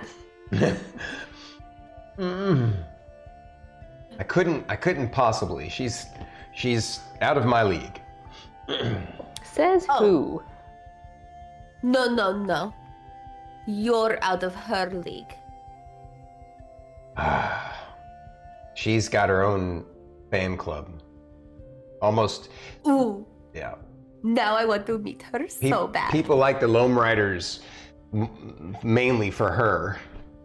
Are you part of her fan club? The only guild, and Mr. Jocko can confirm this, the only guild that has a bigger fan base than Gashura of the Loam Riders is Steel Dawn themselves. And like they're adored for a lot of different reasons. Not the least of which is their overwhelming power. But yeah. In fact, I'm sure that Mr. Jocko could tell you about them too. Mr. Jocko's like, we don't know much about them, but I can tell you their names. From who? Steel Dawn. Oh, Steel Dawn. The big boss at the end, as it were, that you'll be lucky to even face off in if even you get that far. Because if you beat the Loam Riders, that's probably who you're going to face in the finals. So, I mean, I can tell you their names. You ready? Yeah. All right. The first one is Matthias Daxon. It's spelled Mathias, like Matthias. And Daxon is Daxxen. Matthias Daxon. We know he is the leader of the group. That's about all we know about him. Well, I guess actually we probably know is like they're very secretive about themselves. He is obviously humanoid of some kind. We don't really know. Here's the thing. When they're in public, like I don't want to. Mr. Jocko says when they're in public, you notice them. They don't travel through the crowd very often. They spend most of their time in their guild hall. Occasionally, of course, they have to go out in the field. When they're in public, they wear these black cloaks, these flat black cloaks that cover up their armor. They have to, you see, because their armor. Excuse me, no, I completely said that backwards. Retcon all of what I just said. When they're in public, they wear black cloaks, but that's the only time that they pull their hood down and open up the cloaks, and they're noticeable from everywhere because their armor is the most gleaming thing you've ever seen. A lot of people speculate that it is not regular steel. We don't really know the details, but the interesting thing about Steel Dawn is their name really does fit them. Every single one of their team members wears full plate armor, but they move in their full plate armor as if they're wearing normal clothing. It's quite disarming. In the field, they wear these black cloaks to cover up the gleam, so that when they're not, they're actually able to interact and do the things that need to be done, so that they can actually be stealthy despite their special armor. So, but they're noticeable. So you mean to tell me that every single member of their guild wears full plate armor? Not their guild, that team. Oh, that team. Yeah. How does a wizard sorcerer cast spells in full plate armor? Well, we're not even sure that there aren't any wizards or sorcerers on their team, but that doesn't necessarily mean they can't cast spells. So here's the thing. 3 of the members are all regular human size, as it were. Okay. Ish. Yes. But one of them is obviously a Firbolg. A what? A Firbolg. Firbolg. I want the pet one so bad. They look so soft. Soft. Do you not know what a Firbolg looks like in 5e D&D? Don't they have like fur and stuff? No. Caduceus. Yeah, doesn't he have like fur? No. No? Okay, then I'm thinking of something else then. Yeah. Never mind. Sorry, Firbolgs. Pretend I didn't say that. Yeah, that's all right. Let me bring that up. I'll see if I can. I can't bring up a picture. I can look it up, it's fine. No, but I want to describe it.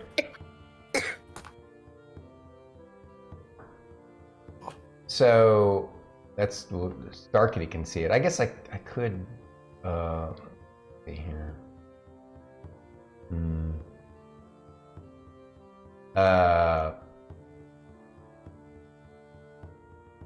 Yeah, for folks who want to see what a furbolg looks like, just Google it. But let me read what a furbolg is real quick. Well, I can't read that from here. Can you read that, StarkitTy? It says, furbolgs were a reclusive race of giantkin who preferred to avoid contact with other sentient races. They were both the most intelligent and the most powerful of the giantkin. Giantkin, yeah, not necessarily giants, but they're basically furbolgs are like giant fae, as it were. They're akin to, they live in the fae world typically, and they're giantkin, and I'm thinking about. Yeah. So I'll clarify once again the names. So there are three varying sizes. I think they range from like 6'1" to 6'2", or no, 6'1" to 6'3", something to that effect. Is Matthias Daxon? I already told you that's the leader. And Foley Gloamstalker is Foley, and Gloamstalker is Gloam, Gloam, and then the word stalker. And I mean, actually, I guess their fans would have like. Well, there's a lot of speculation, Mr. Jocko says, about what they are, but no real intel. The third team member, that's adult-sized humanoid, could be human, could be half-elf, could be elf, could be, who knows, under the armor, right? Merlu is the only one where you can actually see his face. Sorry, I jumped ahead. Sir Angelo Brightblade. And then the furbolg is Merlu the Stalwart. Merlu is Murlu, and then the Stalwart is Stalwart.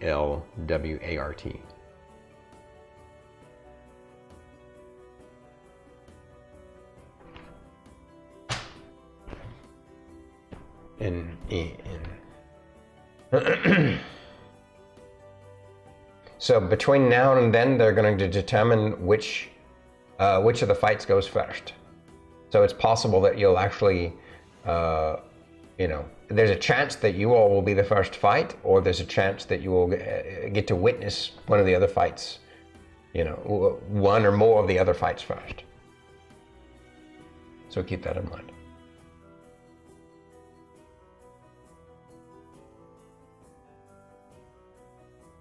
Gotcha. So the rumors about Steel Dawn is that, so they've been the #1 ranked guild for the last 2 years running, and they basically rose to their fame and power during the year before that, and came in like a wrecking ball and just took over that position as quickly as possible.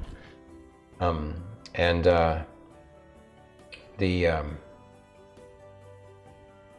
the rumor is that after a certain point, they have a wealthy patron. After they proved themselves that first year, the wealthy patron invested in basically buying them all, having commissioned special armor made for all of them out of some sort of rare light metal that is very hard to come by. More than likely, because of the way it gleams, it's some sort of mithril variant. And they're all this special mithril plate armor, because of its lightness and its the way it's designed, is why they don't have disadvantage against stealth. And they also don't have the same kind of dexterity movement penalties. So imagine the hardest thing, that you fought, how hard it was to hit it, is probably going to be worse against them.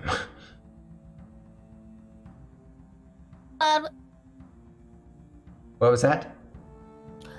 Well, I have a whole entire cloud of insects. They could crawl into their armor. So there. I don't even wear armor.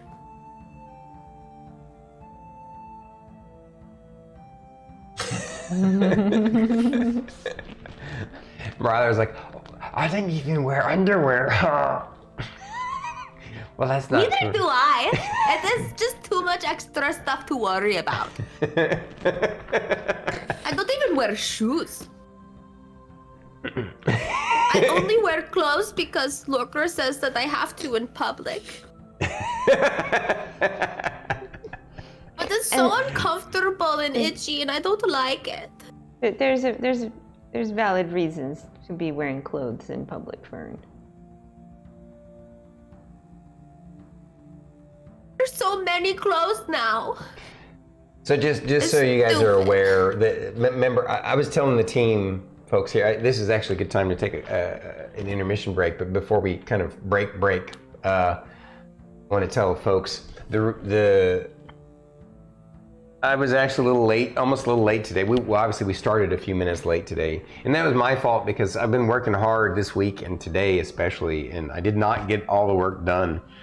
As you can tell, I'm literally, this is an 8-team bracket. Now, luckily, one of those 8 teams is our adventurers, but I still had to create 7 teams of adventurers with all of their stat blocks and their names. Yeah, some of the names, I will share that I found a really cool app, a tool online on a website that can actually make the characters for me for the ones that don't matter as much to me, right? And it also will randomly create the names too, so that was super helpful. Some of these, now I still spend a lot of time because there are a lot, sometimes I didn't like the stat block or I didn't like the name, and I changed some of the names a little bit, but some of the dudes in here, some of them are all 100% created by me. For example, Steel Dawn, 100% created by me. And I still have some of them. I still have a few of the teams to do.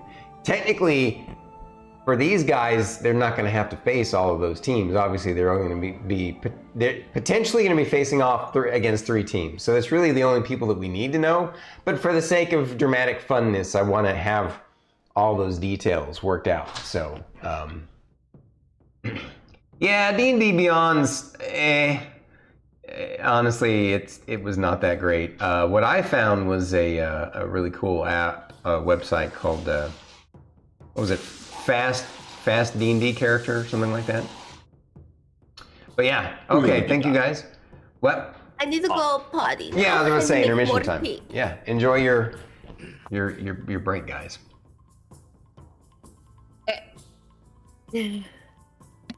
Hello, goblets and warlocks. Banana Tom's still here. Salty's I so didn't rad. really get a chance to say hi to Banana Tom, but hello, Banana Tom. Dagoth had to go because he needs a nap. Yeah, he's got a weird new schedule. It's rough. Brett, violence is the only answer. He's here for violence. Well, we might. I don't think. Why are you yelling at me, Aries? Just leave your fumbles at home and run. Oh, G-Blades. You guys are awesome. That water, I'm not shocked the bladder is gonna blow. Cap, sorry. Master Brett, greetings to these Banana Tom. What's the wonderful Aries? Goblets and warlocks. By the way, Goblets and warlocks, I think I dropped you a follow. I meant to do it earlier. I'm sorry I didn't get to it sooner. But those are probably super stale. No.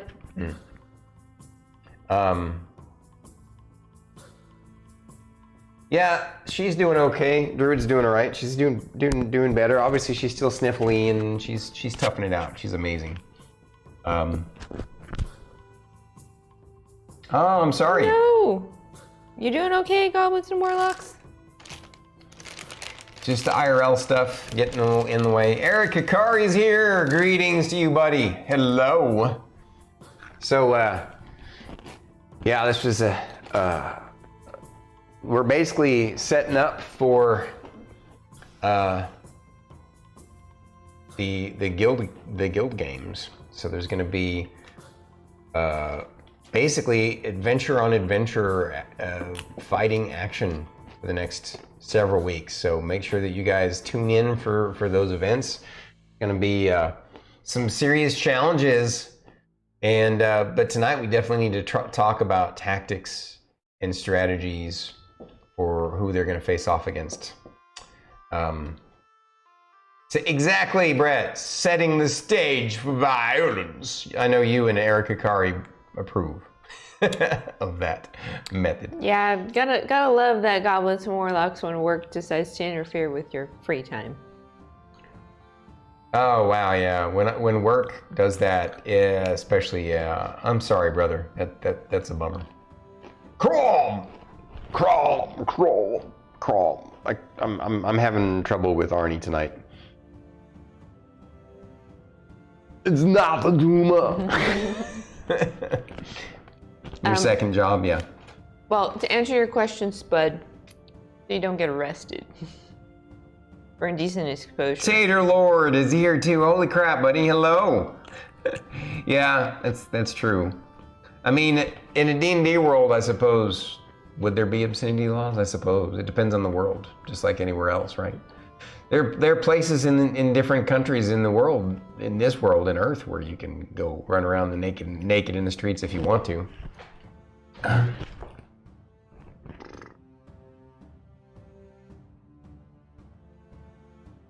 like that sound effect, guys. There we go. I can do it for you. What, run around naked in the street? You can run around naked in the street in the part of the UK that you live in, Banana Tom? Might want to move there. No, I'm just kidding.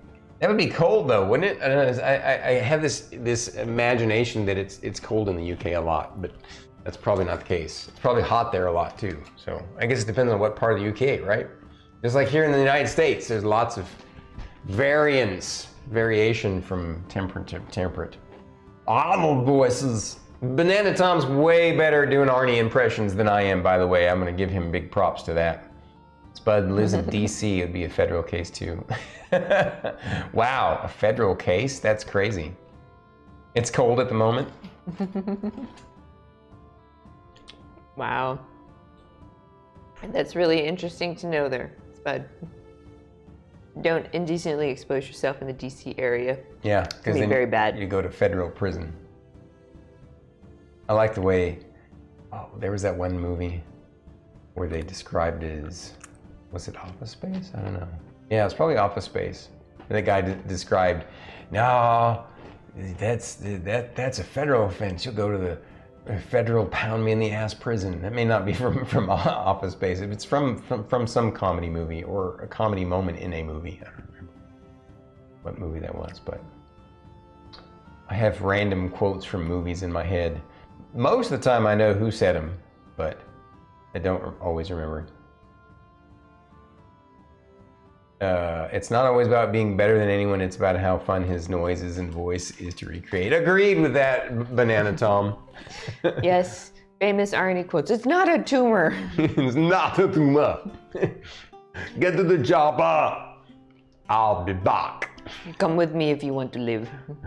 Come with me too if you want to live. Oh man. I don't even know what movies those quotes are from, but those are the ones that everybody says.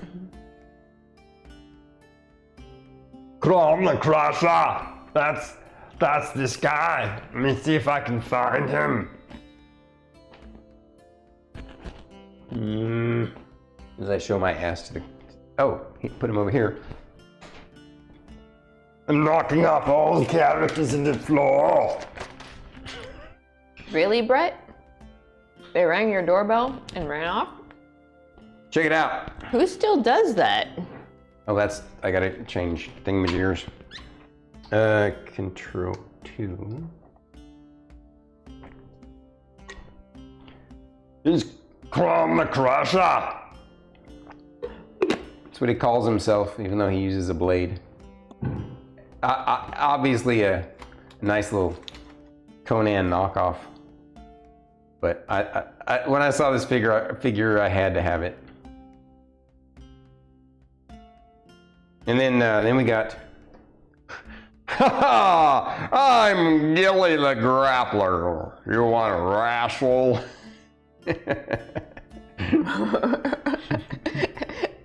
Aries, that's hilarious. And then let's see. And then this is. Yeah, I know. Who rings the doorbell anymore? It always startles me when somebody rings the doorbell. I'm just like, who's at the door? Why are people coming here to see me? Yeah, I'm with Fate. I would rather ring the doorbell than knock. Like today when the UPS guy knocked so loud, I about jumped out of my skin. This is Vagula, the vegan vampire. He has his little pet bat, Vlad. Mm-hmm. And then this is their dimmer little team lead. This little elven ranger chick, I forgot her name, Moon something or other. Don't worry, I'll whip these boys into shape. You, get over there! No, our UPS driver doesn't ring. He either knocks or he just drops it off at the door and leaves. Well, it's different. Like yesterday he knocked because we had to sign for something. Was it yesterday or was that today? It was yesterday. Oh. Man, it was such a vivid memory that it's like burned into my head. All right, now it's my turn to go take a break. Yeah.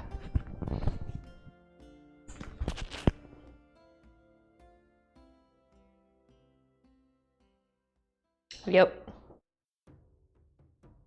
Funny, the last few times UPS has delivered a package to us that I had to sign for, you know, they send me an email saying it's going to be delivered within this time frame. They've delivered outside of the time frame, usually early when we haven't been home, and then it frustrates me because I get home and there's this little tag on my door that says, "You need to go to this location and pick this up and sign for it." And I'm like, it's your fault for coming 2 hours early. Well, I was out. Yeah. It's like I got time to run errands, and then next thing I know, it's like 2 hours before their time frame to deliver, and I'm getting an email saying, "We tried to deliver it to you, but you weren't home." And I'm just like, what?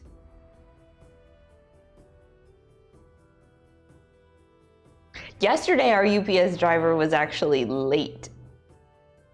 They were 15 minutes outside of the time frame they said they were going to deliver. Shame. I know. But I was actually home to sign for it this time. Nice. Finally.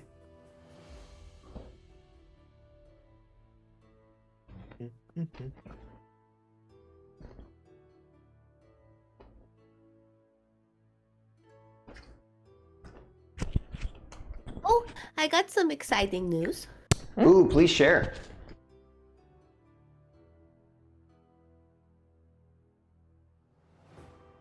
What is it?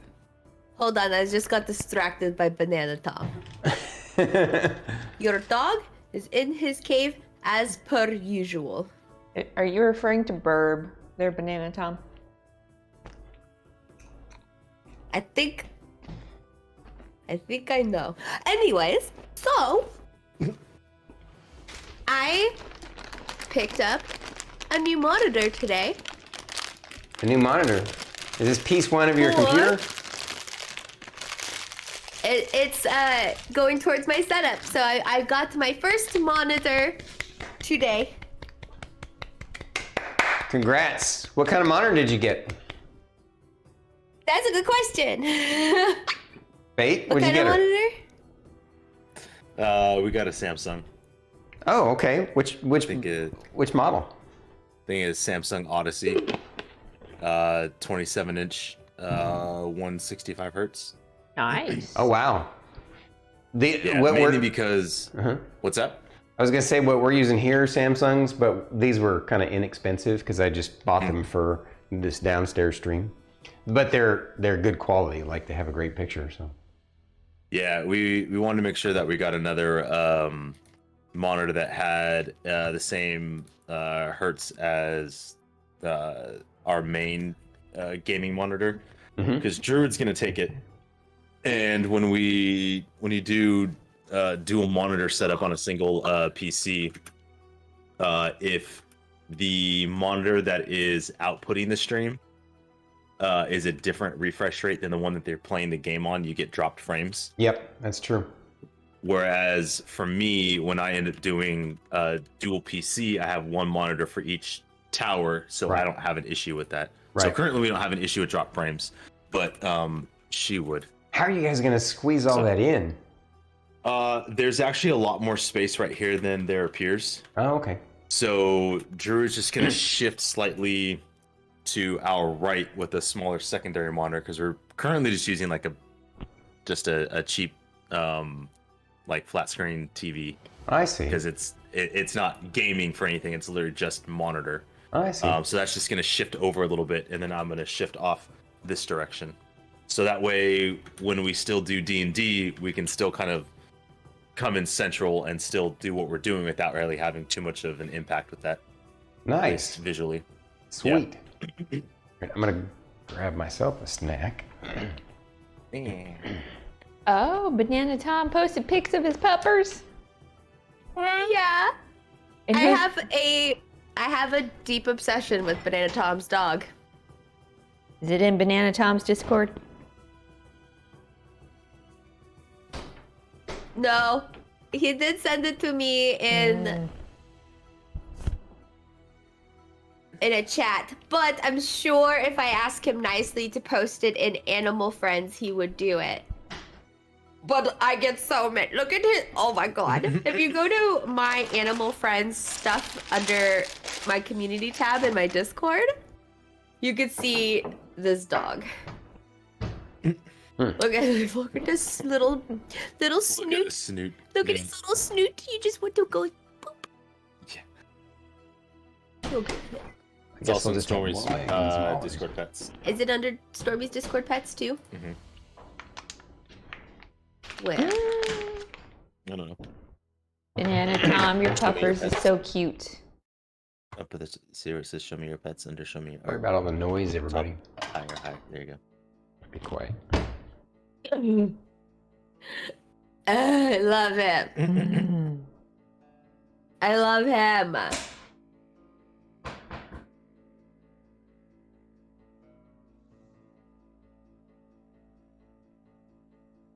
Oh, look at that pupper face. She's so cute.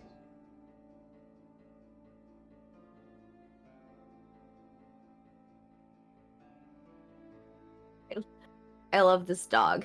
I love this dog so much. She's so cute. That's such an adorable picture. Oh my gosh.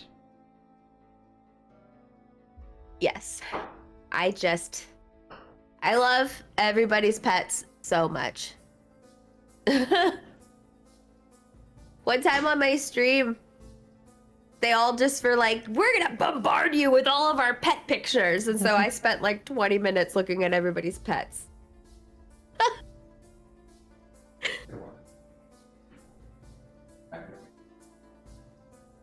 But I didn't want you to trip, just in case. All of the pets, all of the time. Yes. Yes.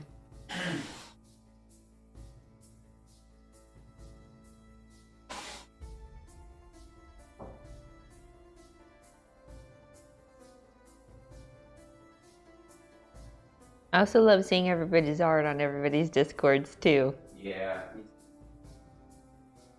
Yeah, I got some cool stuff. So I can't wait for Horizon Forbidden West to come to Steam so I can actually play it, because under the art tab in my Discord, first off, Jugan has some cool like little miniatures and I love it. Banana Tom has some beautiful photography from Horizon Forbidden West on there, and I just love it. Goblins and Warlocks, where did you post the shrub? Whose Discord? Banana Tom How many said Discords? it's also in Stormy's Discord pets. Yeah, and he knows it. All the pets on there. So Goblets and Warlocks, his name is Jugan in Discord, Oh, okay. which is in the same art page. Oh.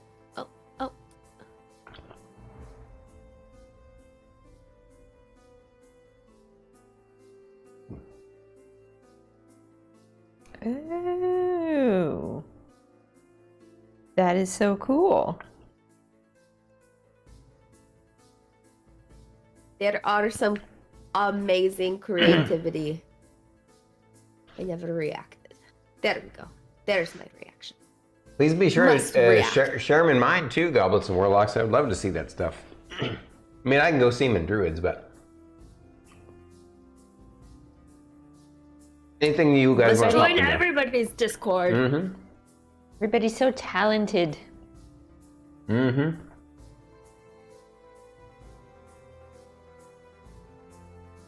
Share your creativity.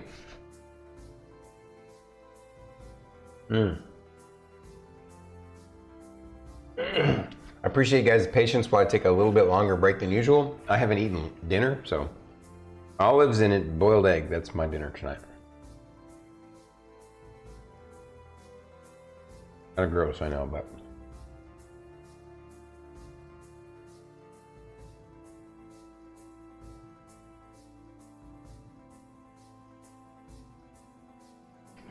the Druid in tomorrow night's game has a shrub as her familiar. That's cute.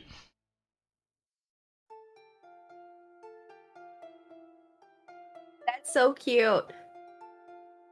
I adopted a dog. You did? What? His name is Gwar. Oh, yeah. yes. Harry Shenanigans. Harry I just Shenanigans. love what your up? name so much. Mm-hmm. The druid's shrub familiar's name is Hambone. Interesting name. Did the druid in the party come up with that name? A pet shrub named Hembone. Okay. I can see it. Yeah, I mean, Fern has Chonkapillar, so.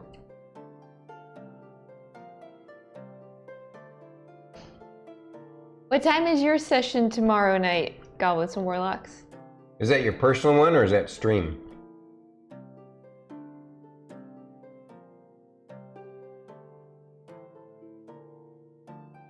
And that reminds me, Banana Tom, when are you streaming next?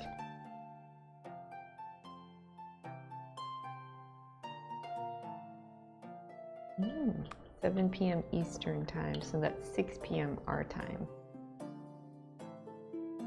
Around the time we usually finish our personal or off stream. Yeah, it's also usually when we're watching Fates. True. But Yep. we have multiple monitors. We can. Just pulled everything up. I think there's a limit though. I wonder how they limit it. Maybe based on your MAC address. I don't know. Yeah, I usually have like multiple streams up that I'm like going back and forth in chat and just like saying things here and there. I think everybody or most people do that. Some people do that. So I definitely want to. It's possible that somebody already shouted out some folks. You'll be back on Monday, Banana Tom? Okay, good. We've missed you, buddy. So we intend you're feeling better.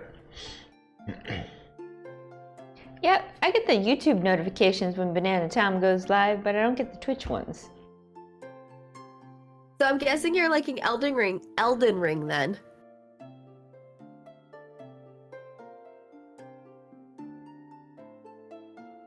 I will soon be back to some soul shenanigans.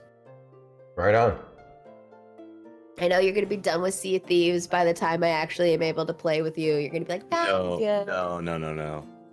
Not at all. I will be like, yes! I'm still super tempted too. To play with you guys would be amazing. I don't know. God, Do it! imagine. We would be so much fun. I'm not looking at It's an desks MMO, to so put in this space. Not at all.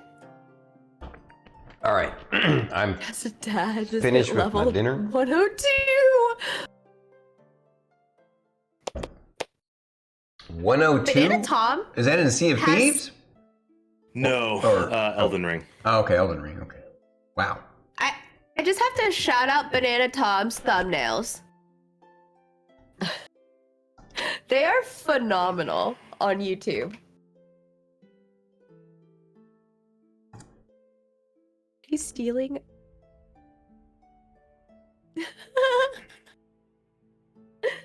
Oh, that reminds me, I have to make a thing. Do a Okay. thing.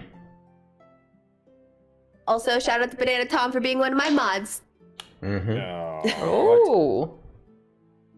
You got a new mod there on your channel, Druid? Yes. He has so much access to things now. It's amazing. You gave him the power. Mm-hmm. I do expect a little bit of chaos from it, by the way. My mods get special chaos privileges.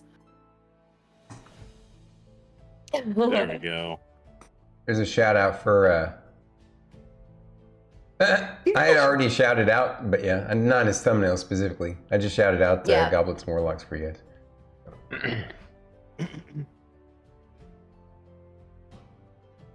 Yeah. Okay, well, break's over, guys. So, I'm just kidding. oh yeah, Tater Lord too. Can't forget Tater Lord.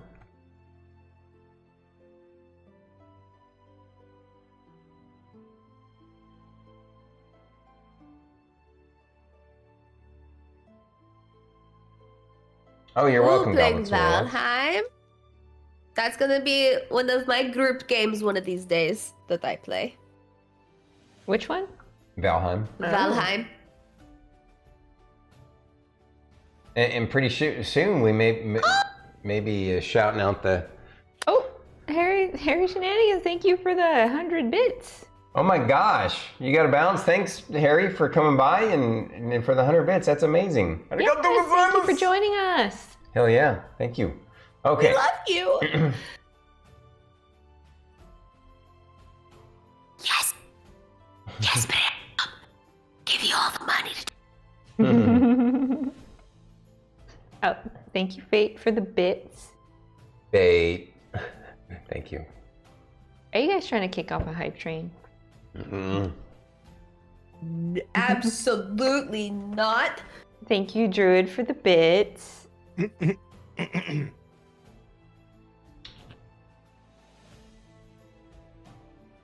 You guys are don't know what adorable you're and amazing. Thank Talking you. about. Trying to kick off a hype train before we get back into things. So, Yes. the part of me was kind of wanting to try and get to the first battle tonight, but I don't think that that's conceivable now. So instead, what we'll be doing is we'll role playing the planning stage and some of the training and some of the information gathering that you guys are going to need to do. Druid. Holy crap! What are you doing? Thank you. Or should I say gifted sub. Chonkapillar. Thank you for the gifted subs. Chonkapillar Where's did that? Stormy? You must follow Stormy on YouTube. Don't forget to hit like and subscribe. Thank you. It's bigger bits. Make a hype train. Let's go. I can't. I do it myself if I could. It would be cheesy though. We need you need to do I like think it 100 needs to be bits. somebody else other than the two of you to Yeah. kick off the hype train. Don't No, even worry about it. Yeah, Goblets. I totally understand Goblets and Warlocks. Trust me, I do. My fingers totally slipped, and I didn't mean, you know. Crawl! I totally meant to. You know I did. Yay! Thank you for the bits, Fate. Thank you for the bits, Fate. Yeah, I think you're right. It needed to be somebody other. Oh wait, Yep. Spud. Spud, thank you so much for the gifted subs. Subs. Spud, what do you? Oh my God, brother! Wow! Holy crap, sir! Tater Lord to the rescue! Get us on that train. Choo choo! Yay! Oh man, Goblets and Warlocks, thank you so much for gifting a sub. Oh my gosh, brother! Thank you. Come on now, that's too sweet. Thank you guys. I'm honored, and It's already at a level 4. what? How does that work? Level 4 hype I don't know. already. It just started. How did it jump up to level 4? It didn't even go through level 1 through 3. We jumped it because we are so cool and stuff. That's what your characters do for sure. We are just the coolest ever. Wow. Thank you guys. I know, it's true. You guys are. Hi. Oh, the 10. Oh, the 10 gifts. So it's to be like, oh, okay, I see. What? Banana Dang, Banana Tom. Tom. Banana Tom. Doggy bits! Druid. Banana bits. What? Celebration bits! Party bits! Party bits! Let's go!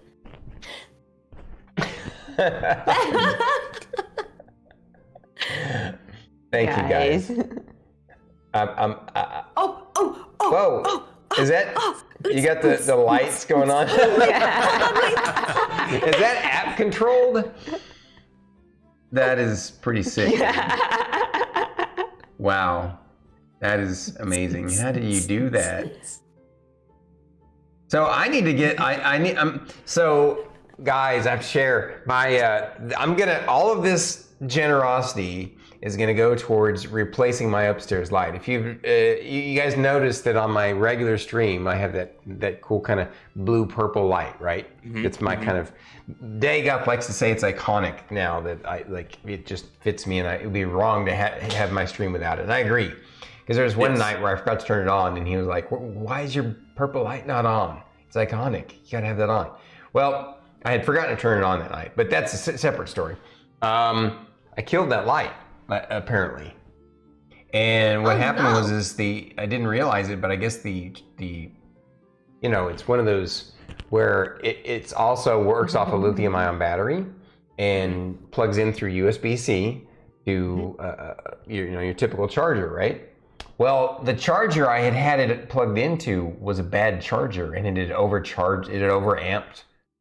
It was it was either overvolting or undervolting.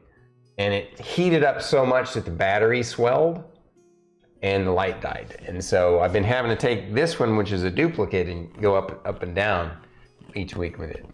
And so I'm telling this long, silly, did we get to Hype Train 5? Thank you, Druid, for the bits. And I think Ezo dropped into the stream earlier, too. Druid, did you just give more subs? Thank you. Wanted to hit past level 5 Hype Train. That's all I wanted. Wow. Thank you, Druid. Thank you. I'm going to buy the light. So there you go. That's the whole point of all that silly long ass story. You're just waiting on getting a new one? Yeah.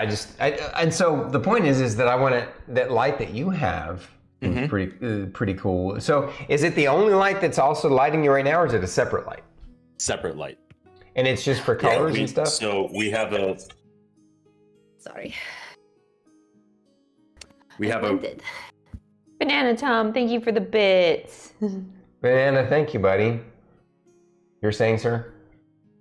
So we have a ring light that will go warm and cool for just lighting. And then I have a second light that I use for the colors. Basically, I'm trying to find a light that will replace the one upstairs that will do the exact same color and brightness, but it isn't a battery one, that it requires to be plugged in. Yeah, this one plugs into the wall. Yeah, and then it just connects via Bluetooth. Okay. Can you by chance send me the link to the Amazon or whatever? I bought it at Walmart. I bought it at Walmart. Okay. I'll have to check it out. Maybe you can... Yeah. Send over the name of the item. If you remember it. You probably threw the box if I away. can find it. Yeah. It's no big deal. I'll look. I'm researching light, so. Yeah, I'll take a look and see if I can. It's a Vivitar. Thank you guys. I'll send it to you. For getting us to that incredible hype train. You guys are super generous and sweet. Thank you. Ezo. Best lamps are bought at IKEA.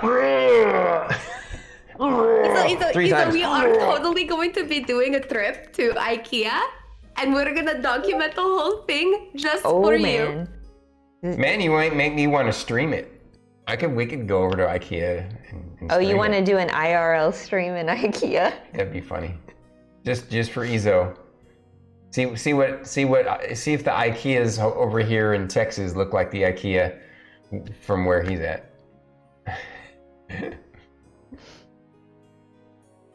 Oh, we'd have to see Ezo if would IKEA is okay die with from us happiness. streaming in their facility. What'd you say, Aaron?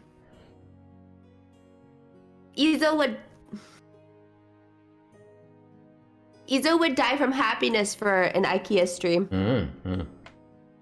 Yeah, I mean, I don't know.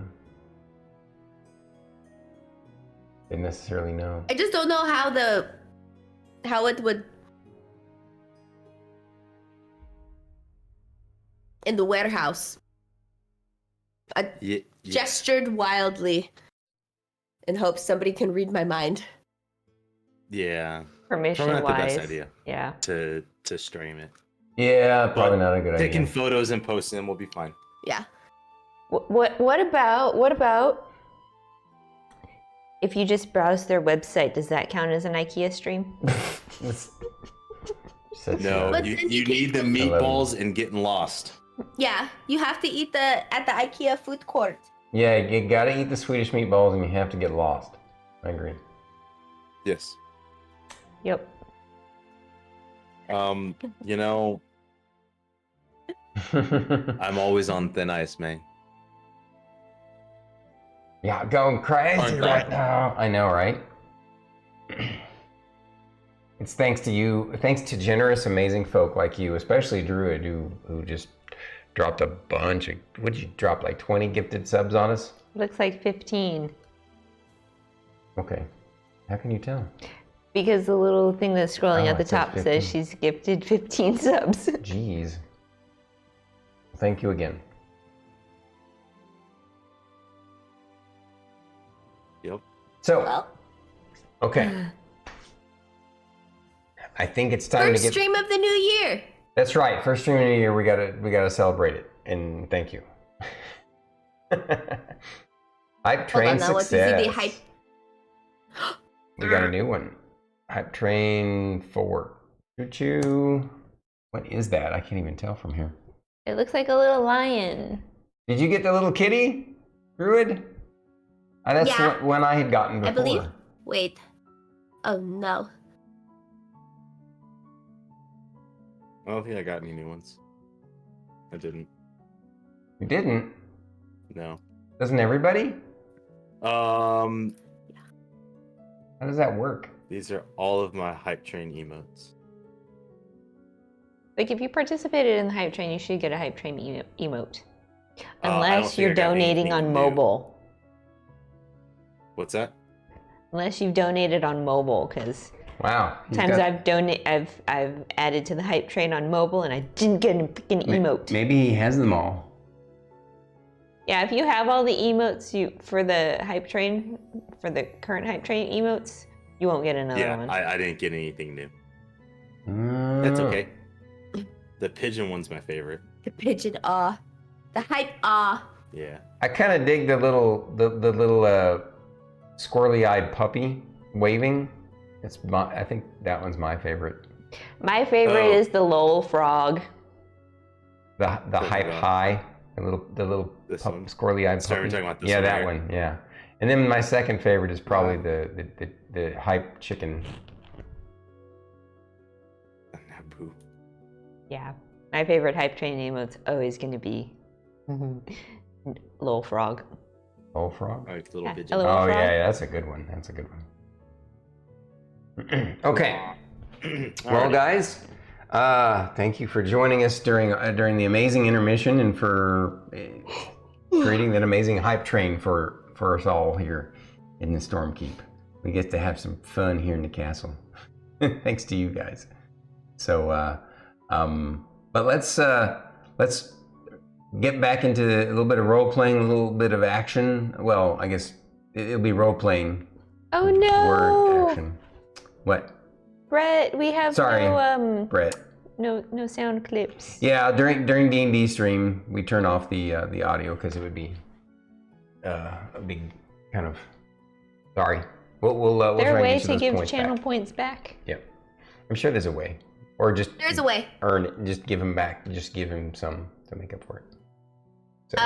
There's a way in if you have mod view up on the computer, it'll show everybody that has used channel. No, Izo fixed it. Thank you, Izo. Thank you. Zolade's awesome.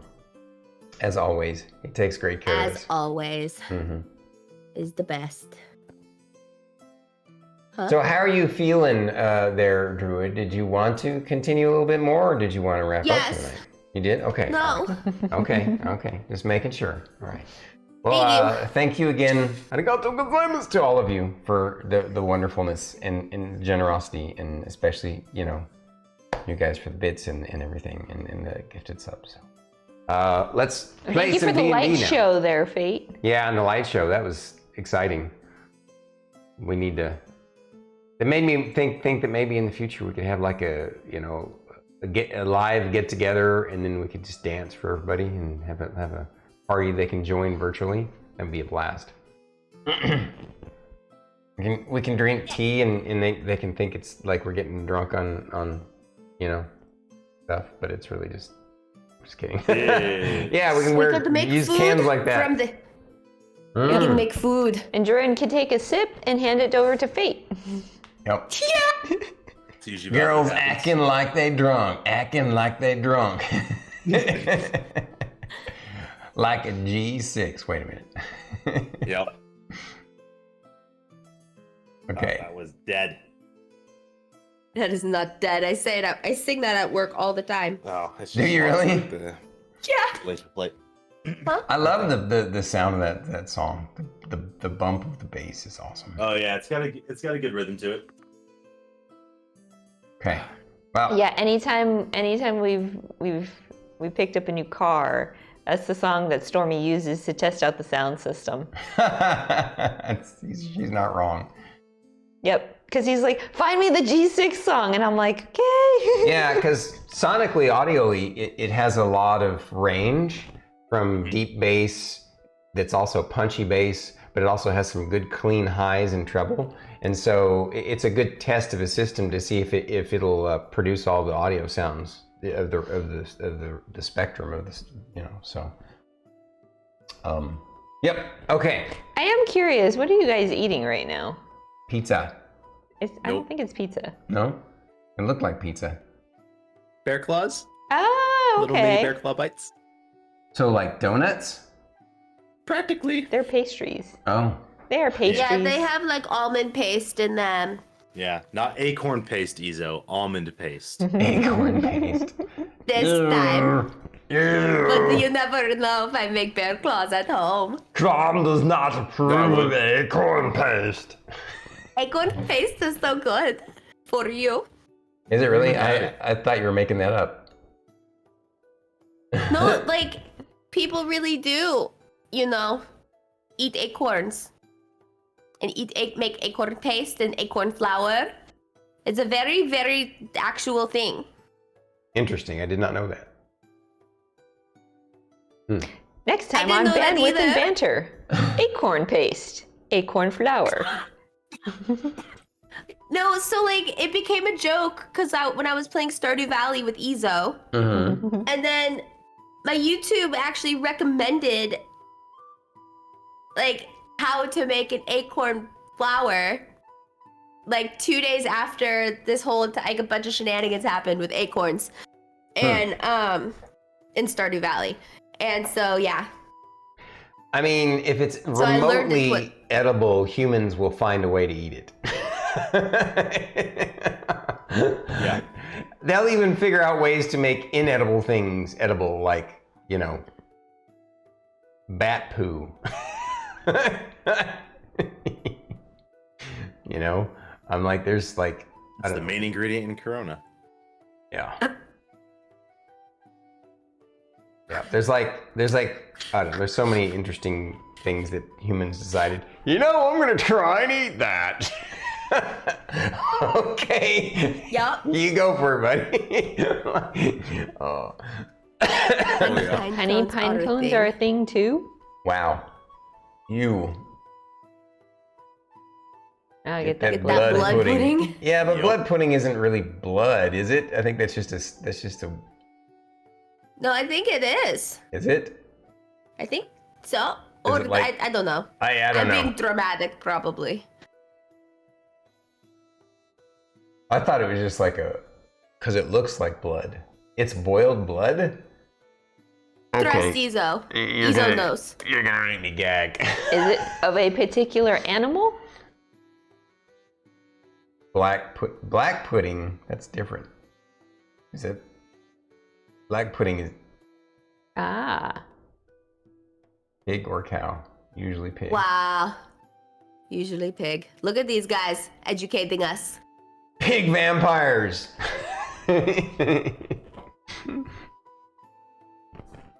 They are definitely Vagula, the vegan vampire does not approve. Peak British cuisine. Rip. Wow. Okay. Well, this has been a Okay, we're not wonderful looking at chat intermission anymore. tangent. I love hanging out with you guys. I have zero regret that we went off on a long break. But it's time for us to get back into the D&D action. Haggis is another one of those gross things. Don't even talk about white pudding. Oh, I didn't even. Okay, we're done with the food talk. See you guys. Enjoy the rest of the show. We're going to chat Move the dark. food talk into the food Discord. Yeah, we're gonna. No, I'm kidding. They can talk whatever they want to talk about. We are going to play some D&D again. So, thank you guys. Enjoy the show. All right. So you're there with a meeting with Mr. Jocko, and he turns to Silvus and says, "Silvus, what sort of initial strategies do you think they need to go over? I mean, most of what they've developed in the field has been great against either individual monstrous foes or groups of monstrous foes that don't necessarily work the same way as a team as a group of human adventurers. So take it away and tell me what you think." And Silva says, we definitely need to go over some strategy and tactics. So I think you should develop different strategies based upon what we can find out about each individual team. But I think also, wait a minute, I just realized Silvus is a dragonborn, so he must talk like this. So I do believe that you should strategize based upon each individual team. Create a strategy that you believe will work against that combination of professions. But tactically speaking, you also will need to work on combinations that are better against cleverer foes. Not that the enemies you have fought were not necessarily, like, it sounds to me like from the report. Wait, who am I speaking as now? Silvus. Okay, it sounds to me from the report that I'm gonna drop that accent now. It sounds to me from the report that you guys, the last thing that you fought was similar to an adventuring party, but it also does seem like it still wasn't a team that's used to necessarily coordinating. It seems like they were mostly under the thumb of a tyrant who would command them ineffectively in combat. I will say this, based upon what I know about your reports and about your special abilities as the team lead, like your ability to command your team in the heat of battle is similar to what Battlemaster fighters do. So you're gonna need to watch out for that, and you probably need to consider your foes, like I said, strategically. Like, I think that what we should do is discuss your first fight first and start, then you guys can go do your information gathering, and then the next time that we actually, train tomorrow, we'll try and train any kind of combos you can think of, make up for some of your weaknesses. Yes, Fern. I do have a question.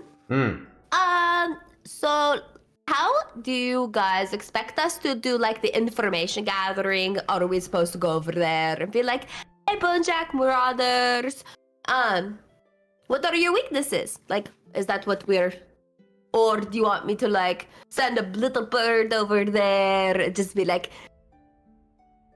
lure them out and kidnap them and ask them questions? Like, what do you want? Like, what are we supposed to do? Rylar says, yeah, I think Miss Fern makes a good point. I don't really know how to do that information gathering thing, unless you wanted me to read in some old tome or something. It's all right, team. I got the information gathering down. What would you do? Ask around. Do some observations. Maybe read up in the library.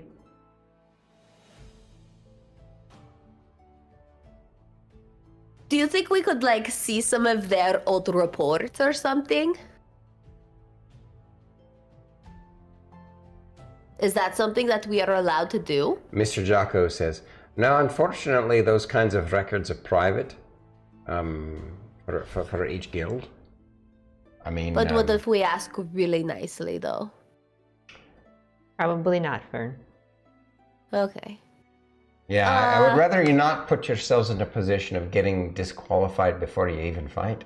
But what we should totally invite them out to the Castaway Inn, though. Get them drunk and maybe they'll tell us stuff. Sylvis is like, I don't know if that would work. Mr. Jocko's like, it could work. You never know. If you could even get them to come, like... We are so charming. I'm sure if we just go listen, we're probably gonna get drunk too, so you can learn about us. And then we just don't get drunk and they get really drunk and then we learn about them. I also want them to underestimate us, because everybody just seems to underestimate us because we have a bard as our team leader. But, Fern, I'm sure everybody in Misty City knows how popular my music is now.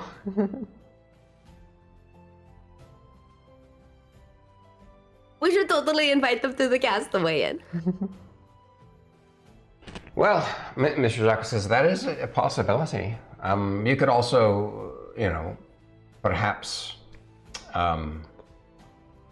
individually, probably not as a group, individually go spend some time in their guild halls at the bar or the food, the food area. Exactly what I was going to try and do to gather some information.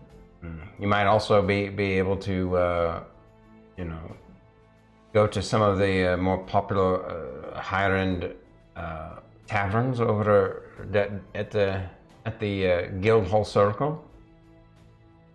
Chat with some of the folk there. Talking to people who might be their fans, you might be able to gather some information about them. All part of what I was planning to do. I don't know how I'm going to be helpful, but...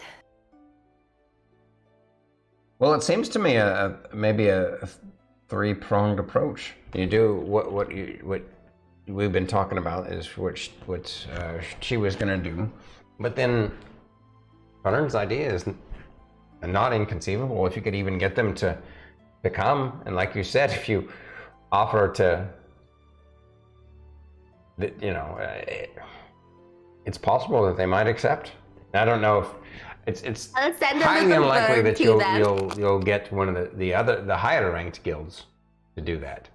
But I definitely think you might be able to pull it off with Bonejack Marauders. I will send a little bird over there. No, we'll go over there and personally ask them. But anyways, carry on. So what do you all think? Lorkris.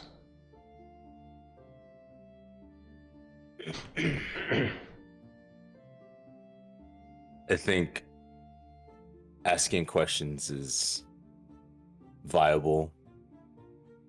Who knows if they'll end up at the Castaway Inn. However, to not seem like we've singled them out, invite everyone.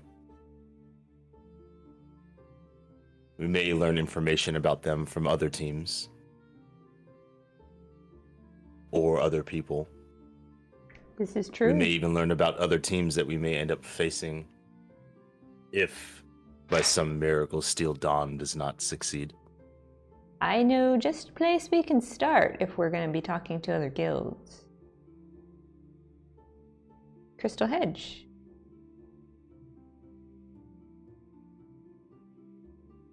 What you mean? This is why you Rylar are the said. team We leader. can talk to Fulcrum and them. Get some, maybe gather some intel, since they're not participating in the arena fights this year. Mr. Jocko says, yeah, that's a good point. They would have no reason to hold back any information they might have, and since you're friends with them and you've done a good thing for them, I think that's a brilliant idea.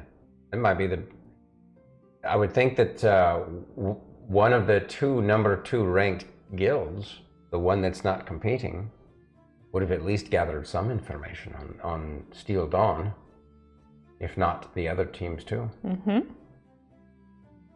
Definitely they would know about their primary rival, which is Lone Riders. Exactly. That might be the simplest solution yet. Go straight to somebody who would know the best.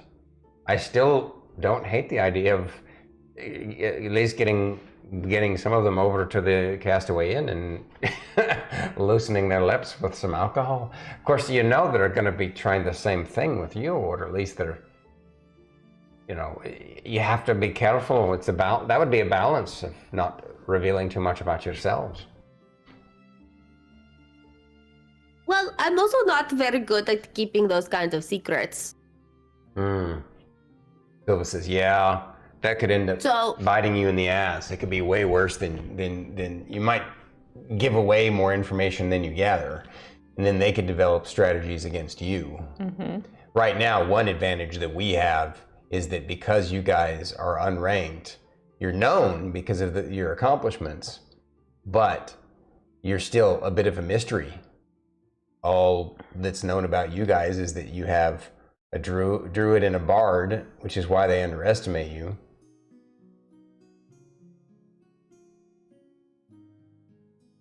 Speaking to that, it may be worthwhile. I'm not sure which team you would want to try this on, but if you can somehow, because they're going to potentially, I would think the more experienced team, like Lone Riders and like we're not even going to talk about Steel Dawn for now. If you make it to Steel Dawn, we would have to have our whole separate strategy session about them. But forgetting about Lone Riders and Steel Dawn, with Bonejack Marauders, if you could get them, because they might underestimate. Here's the thing: if they're probably going to go after who they think is a threat. Rylar doesn't have the best reputation because of his previous experiences with the guilds he was in. It's not a bad one, but it's well, okay, it's not a good one either. So they're going to underestimate him. They don't know how much he's grown and how much he supports you guys. They're already going to underestimate a bard just based upon the fact that, I'm a bard. Well, they don't really realize what the college of a battle singer exists. That's such an unusual profession. Well, a bard is generally more of a support. And Fern, honestly, you look like a homeless little street urchin. So they're gonna. I don't she mean it in a cleans up bad nicely. way. I'm just saying, when does she ever clean up? I've never. I'm covered in bugs and don't wear shoes. Right. I mean, it's not a bad thing. I'm not insulting you, little lady. I think that's the point. They're gonna focus on him. Lorkris? Oh yes. So. Most battles we fought, that's usually what happens. Everybody seems to think Lorkris is the leader. So, if we know what our opponent is going to do ahead of time, we should at least be able to come up with a strategy to counter that. Yes. What do you all think? This needs to be an effort directly from you. I will help as much as I can and help you with the training. Right now, we're zeroed in on the fact that they're going to go after Lorkris thinking he's the biggest threat. He's going to have to tank them. Again, how can we take advantage of the fact that we know what our opponent is going to do? More than likely. And we're talking about Bonejack Marauders.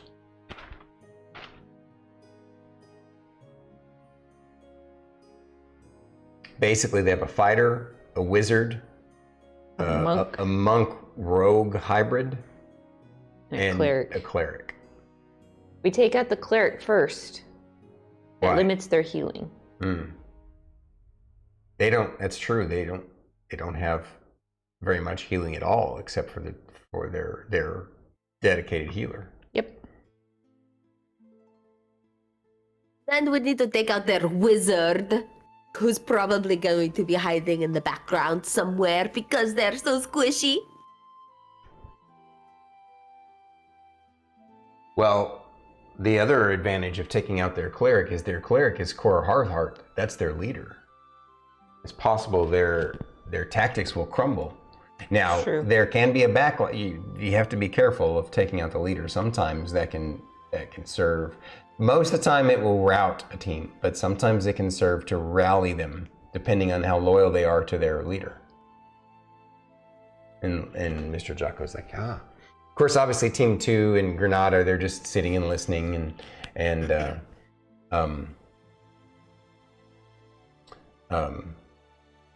Mr. Jocko asks them if they have any input, and they share the little tidbits here and there. Illy's like, well, maybe the Lorkris should wrestle their knight to the ground. And then Crom's like, yeah, and then the Rylar can crush him with his mace. And Rylar's scratching his head because he doesn't do that. and then the little elf chick is like, no, now Crom, he doesn't smash things. He shoots purple blasts of energy. And Purple beamers. Right. So I got you. And Crom was like, I get it now. So he should crush him with this purple beamer. Go ahead. Do you think it would be a benefit to have them be distracted by something like a woolly mammoth? Where would you get a woolly mammoth? Yeah, Mr. Jocko's like, you got a woolly mammoth in your pocket? Yeah. What?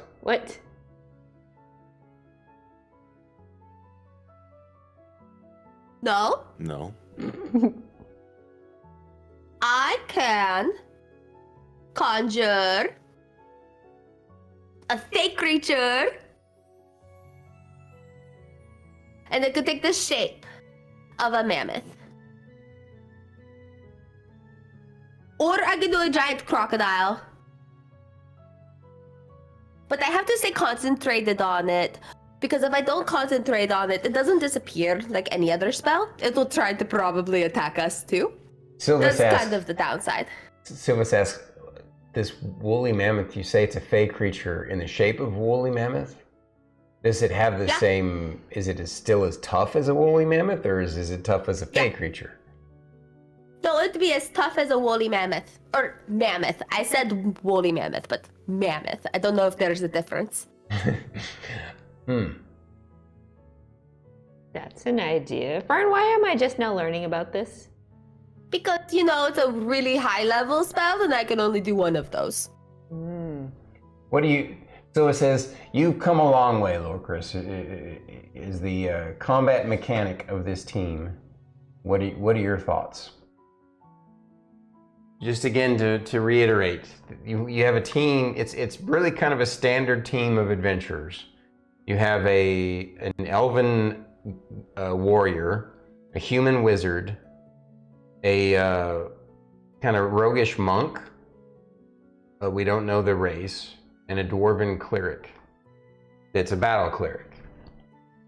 So, again, they're probably going to focus their attention on you to take out what they conceive as the biggest threat. Then again, yeah, most adventurers who know anything about field druids assume that that the druid is going to turn into something, because that's usually what druids do. They turn into bears and and monsters and things like that. But Generally, yes, Fern. That's the stories I've heard. you're suggesting that you can summon a mammoth. You might use that to your advantage. A mammoth is a big enough thing that maybe you could summon it in such a way where they think you've turned into it. Oh, true. Like, if you can summon it sitting in front of you and you kind of hide behind it, and then they go after it. I don't know, there might be something there, Sylvis says. It might be a tactic you could pull off. But what do you think, Lorkris? You know? I get really excited in combat. I don't think I'm going to be able to be all that subtle. She's got a point. You're gonna tell me you're going to not cast lightning. But I can't cast lightning if I'm also concentrating on the mammoth. Exactly. Are they the same level spell? Mr. Jocko says, are they the same level spell? No, they're both concentration though. Well, the way the battle, as Silva says, the way the battles go, it's entirely possible that you might be able to do both, right? I mean, not at the same time, but you could also, maybe you don't lead with your lightning this time. And you could lead with the mammoth. They can deplete some of their resources while we chip away, and then once the mammoth is done, you can fall back on call lightning and finish them off. Yeah. The only problem is, though, is if I were to do that, it would take away one of my really big level spells. That I can't do my healing, like my 70-point healing spell. That would be the only thing.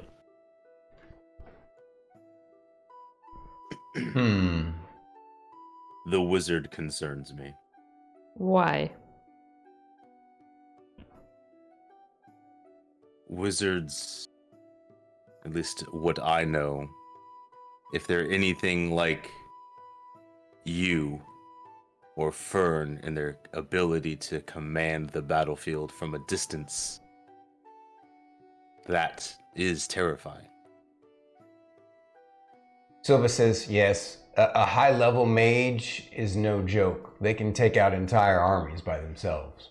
So think about, you all have experienced a fireball, right? Can't you cast one now? Yes. Imagine a mage who can output more fireballs than you can, or lightning, or high-end AoE damage spells. You're definitely going to want to spread out. But I would expect that more than likely they would assume their biggest threat would be the first target the knight or the cleric. I think the wizard needs to be the first to fall. I could summon the mammoth to attack the wizard. It would be so distracting. It'd be running away because he's so squishy. Rylar says, that's a good idea. And then we could deal with all the other crazy ones. I think the wizard is the problem, followed by the cleric. The question is, if they do what we think they're gonna do and they all go after Lorkris, can we keep him up long enough? Can he, what they call it, tank all of them coming at him?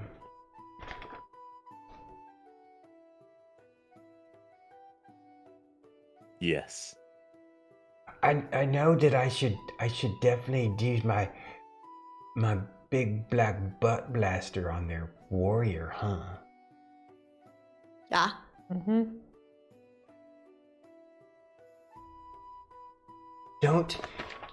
But you know, I bet you their boss lady, the cleric dwarf, she's probably gonna like dispel any kind of ongoing effects too. Like we can do.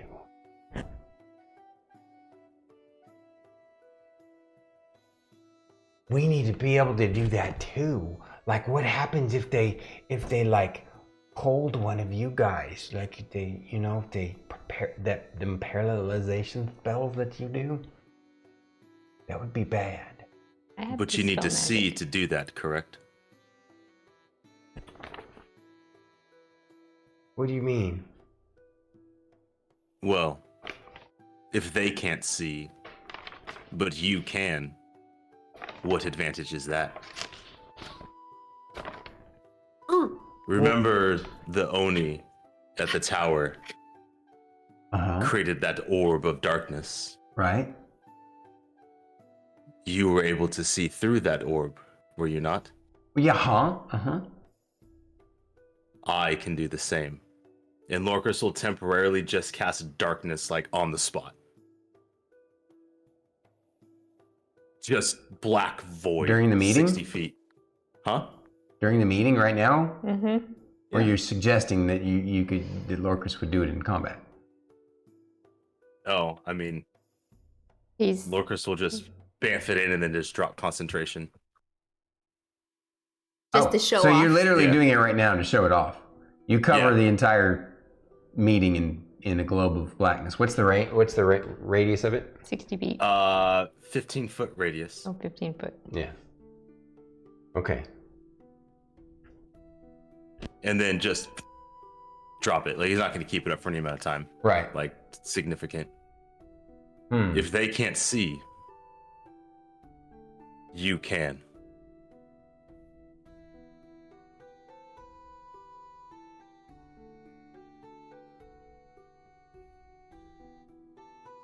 So add a character, refresh my memory. We determined that dark vision sees in the total darkness spell? No. No. Darkness is magical darkness. The only thing I can see through that is true sight or devil sight, Which Rylar. which Rylar has. So are you saying that you're gonna create a global darkness, but it's gonna be over certain ones of them, and then when I'm with them within it? Because we don't want to blind you guys, right? It's not a large orb.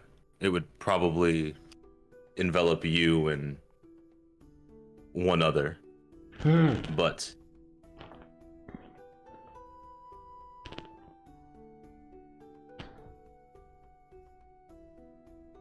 it would be an advantage. So Mr. Jocko says, one thing that concerns me, the Shadow Monk.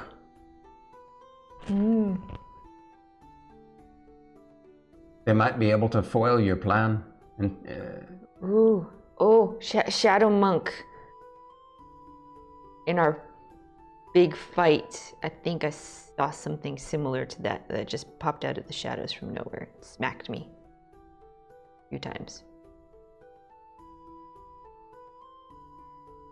Well, I can cast daylight. You're talking about in the mines, correct? Yes. Hmm. Yes, in the mines. No. Oh yeah, it wasn't mine. Yeah, it was when you guys fought the. The leadership.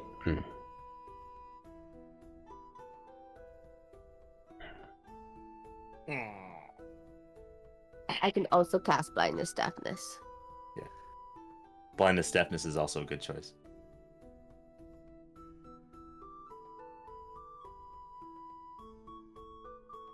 That's not concentration. No, it's not. Is it one of those spells that they get a new save every round? At the end of the turns, target make a con save. Yeah. At higher levels, you can target more than one creature.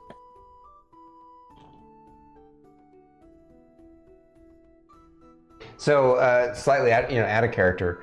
Did you guys want to role play the gather information sessions, or did you want to just have a little bit of exposition and you actually roll some dice to see if you were able to gather information while you went out? It's up to you guys. We can do either. Exposition.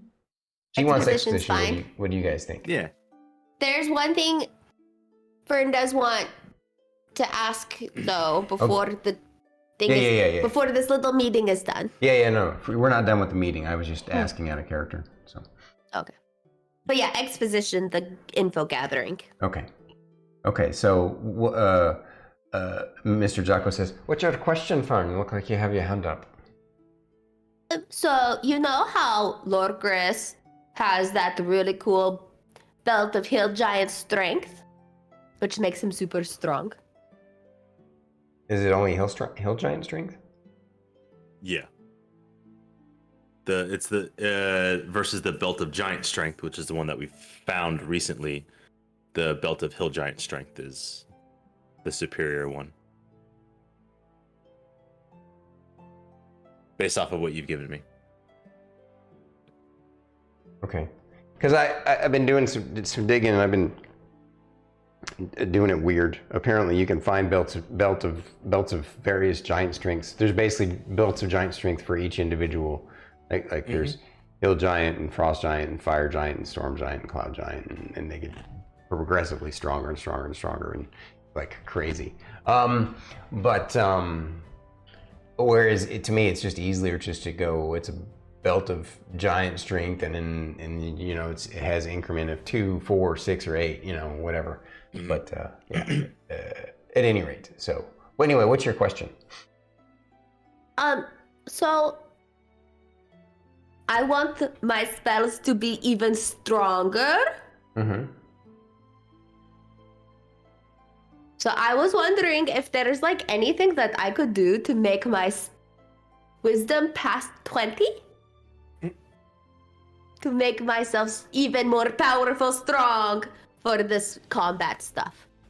Plus I have lots of gold to spend.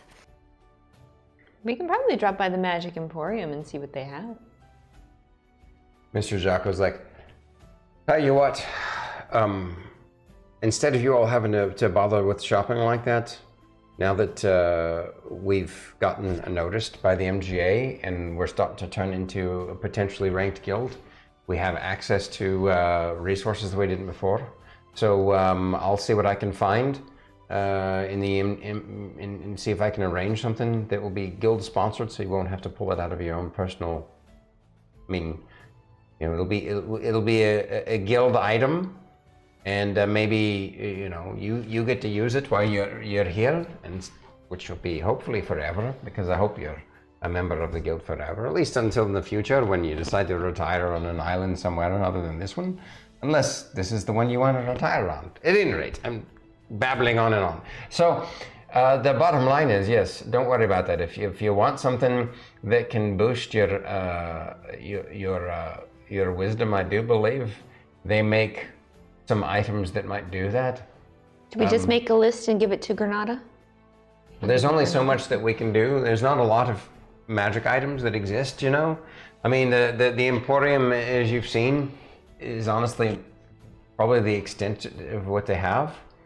Occasionally there's stuff that's sold to them and you know, there's stuff, but any of the more powerful items are usually kept by the adventuring guilds themselves, or the adventurers themselves. Sometimes, though, things get passed on to sold to the MGA or made by the MGA, but they do have their own warehouse of stored items that's separate from the Emporium. For something as unusual as that, I can probably get something like that. It won't be That as would be powerful great. as. So add a character. Your giant strength jumps you up to what strength? +4. 24 from 19. All right.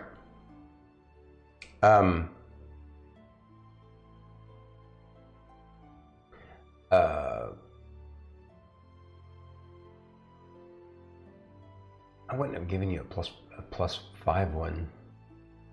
Weird. Because if I remember correctly, you were saying 3.5, it gives you a +5 to strength that allows you to scale past 20.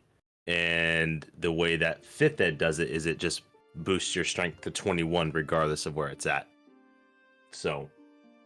Yeah. So yeah, 5th ed does it. It doesn't matter what your strength is. It gives you the strength stat of the giant that it says. Mm-hmm. And but I could have sworn that the belt I gave you was just a +4, and that you actually added another one in one of your level ups. You used Yeah. a +1 Yeah. or something. Yeah, that could be Yeah, accurate. because I'm pretty sure it's a +4. Yeah. At any rate, yeah. The point of that is that now I don't think that I'll be able to get one as potent as what he's got for your wisdom, but we can probably bump it up by a notch. So what I'm saying out of character would be we can probably get a circlet +2 that would give you, you know, jump you up to a 22 wisdom. Like you Let's have do it. you have a thing that boosts your charisma by how much?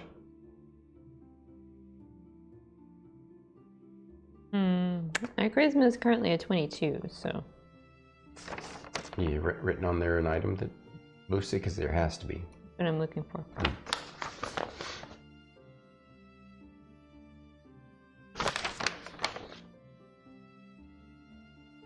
Because also I want to be fair.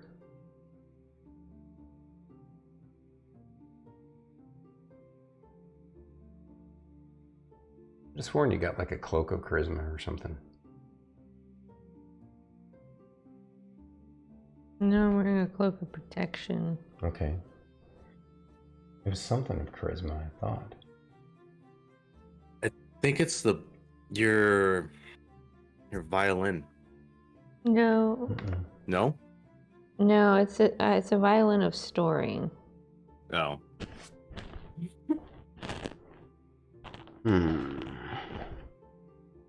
But I think it was only just a +2, because You don't have it written down anywhere? it's probably in my notes somewhere here that I have to look through. Okay, if you can find it, that'd be great. Thanks.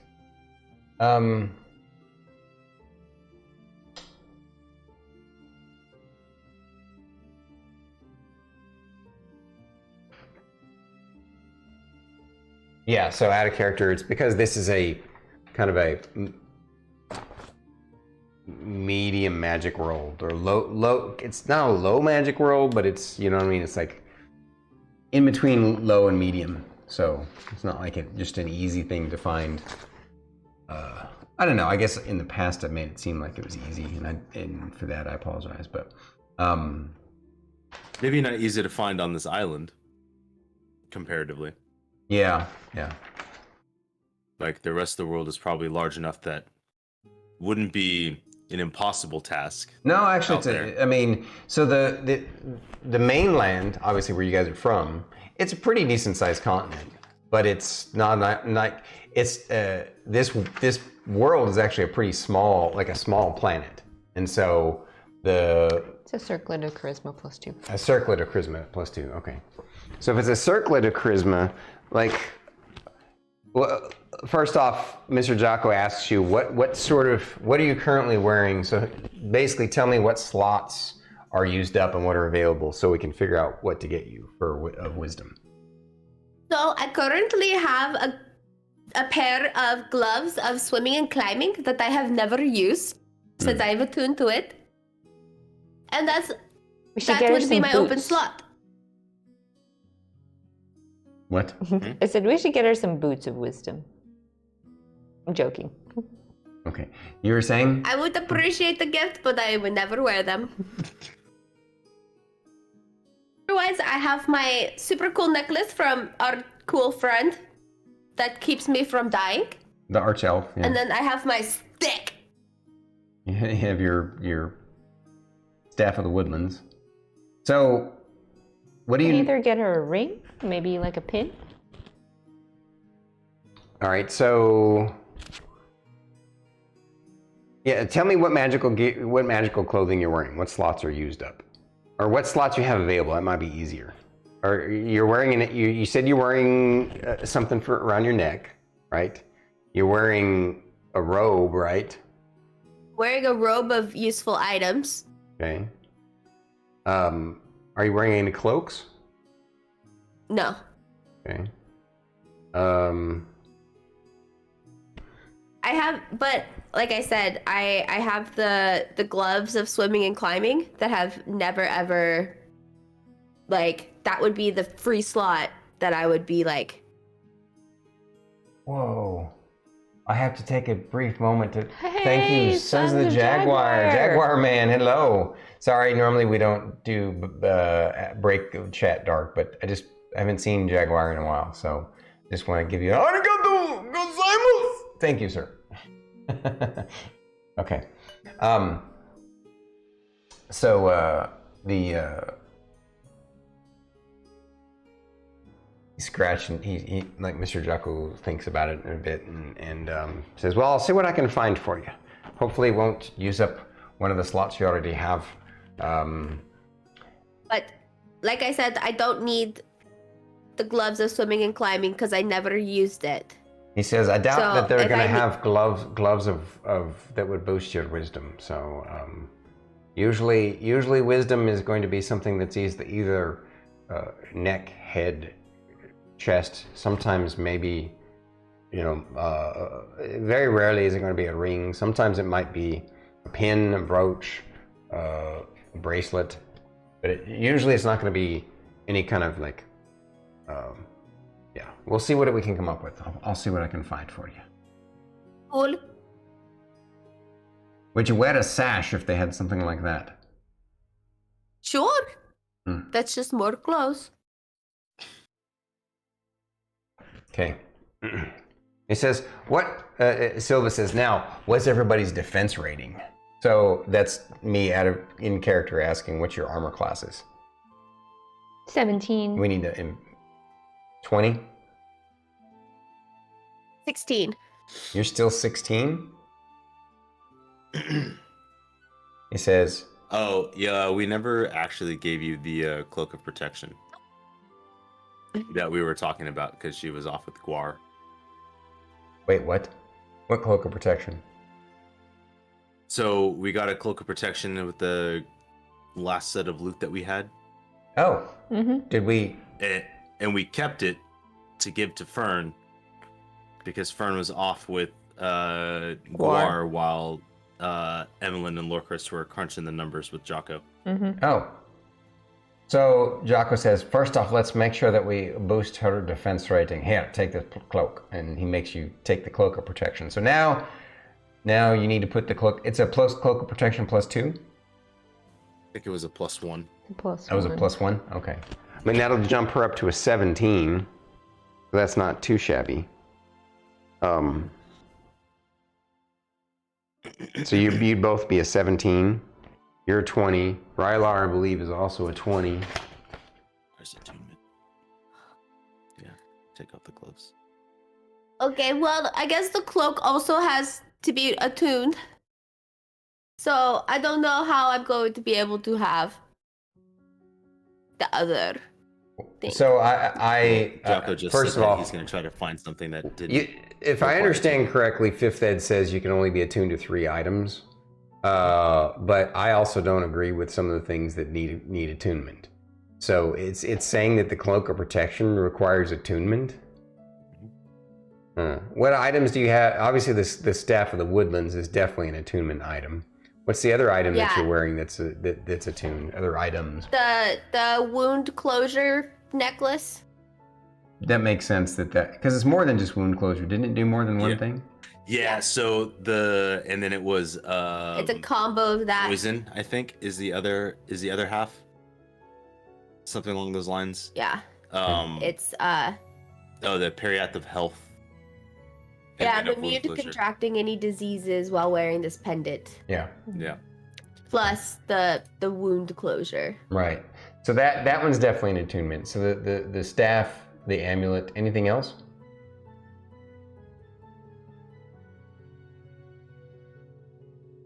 Anything? Oh, and my staff. The said staff, that. the amulet, and now the cloak of protection. Yeah, I'm gonna rule that the Cloak of Protection doesn't need attunement. That seems dumb to me. The idea of it is that you just take it and you give it to somebody for protection, and they shouldn't have to attune to that. Like, I don't know, that seems dumb. I'm not sure how they justify that. There's got to be some reason why, but I'm not going to worry about that for now. So that would be okay. So that's fine for your first fight. Any other weaknesses in the Mr. Jock asks, any other weaknesses that you all determine about yourselves during your really tough fights? You know, according to your reports, you almost died. According to the reports, you almost died fighting the elite humanoids, and you almost died fighting the Oni's team. You know, what are your weaknesses?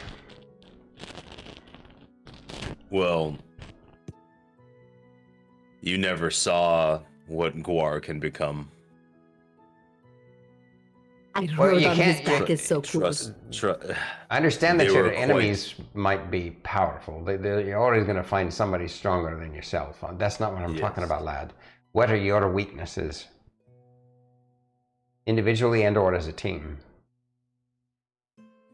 Or what was your point you were making about Guar? I didn't. In asking about our weaknesses, we have been going up against rather physically large things.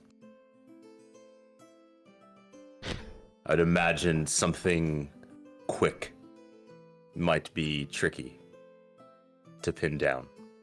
Oh, if that's the case, then this whole endeavor at the Guild Games is going to be a challenge for you, because you're fighting other adventurers. They're used to fighting against monsters. They're going to be quicker. Yes.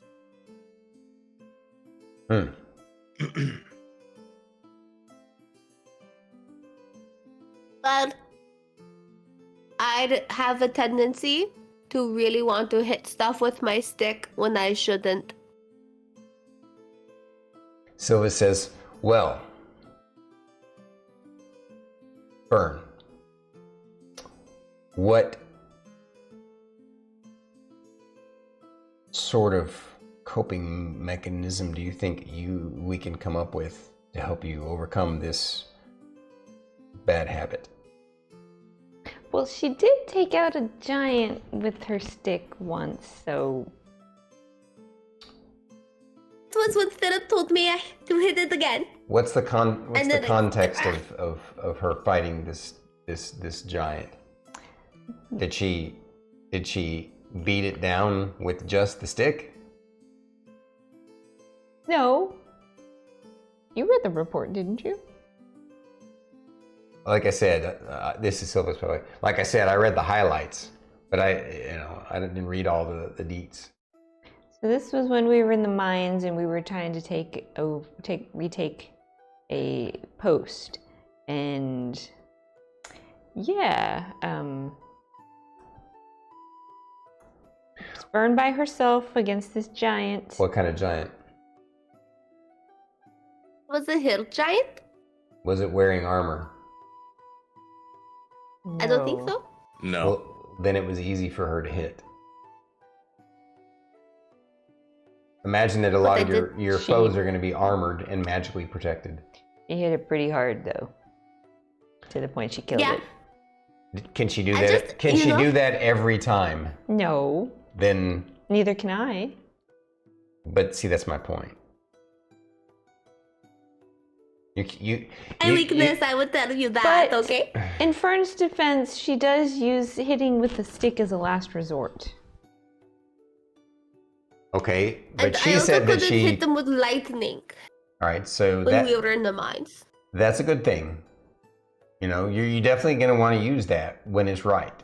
I mean, she used her stick a lot in the mines because she didn't have access to nature for a lot of her spells. Okay, we're getting off on a tangent though. What we need to drill down to what strategies and tactics we're going to use in this fight. The point is she shared herself that she thinks that her weakness is that she has a tendency to use her stick too much. How can we? You can't take my stick away. So. Well, isn't your stick, from what I did read of the report, isn't it your shillelagh spell? So we can't take it away from you. It's your spell. That's why I said you can't take it away. So I have to ask you, can you do more damage with a shillelagh than you can with the staff?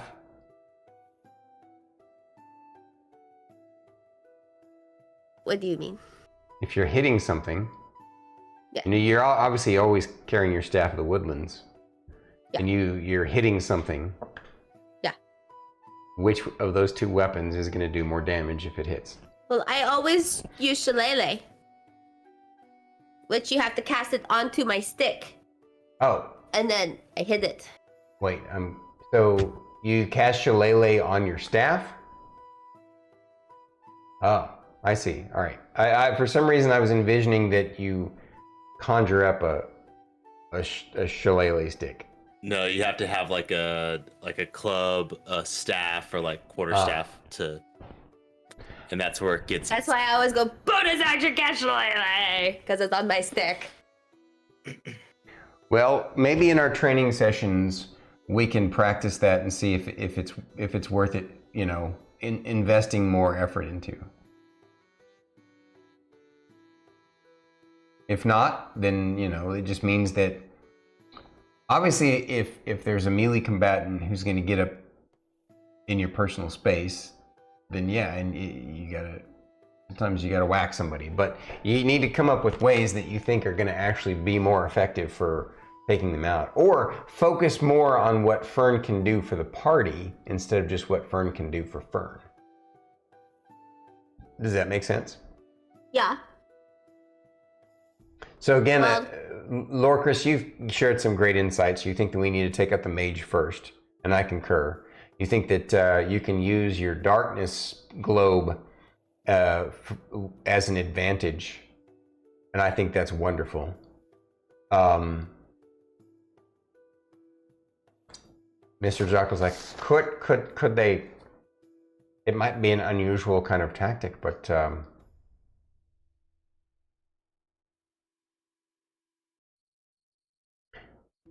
Maybe we should, since Rylar has a high defense with his armor rating, maybe he should go up front and tank as well. And you drop the globe on him. Does your globe stay where you drop it, or can it be cast on something and move with it?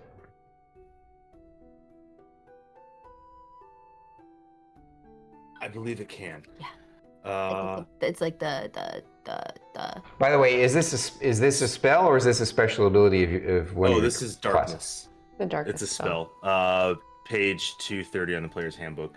So if the point you choose is on an object you're holding, or one that isn't being worn or carried, the darkness emanates from the object and moves with it. Isn't being worn or carried?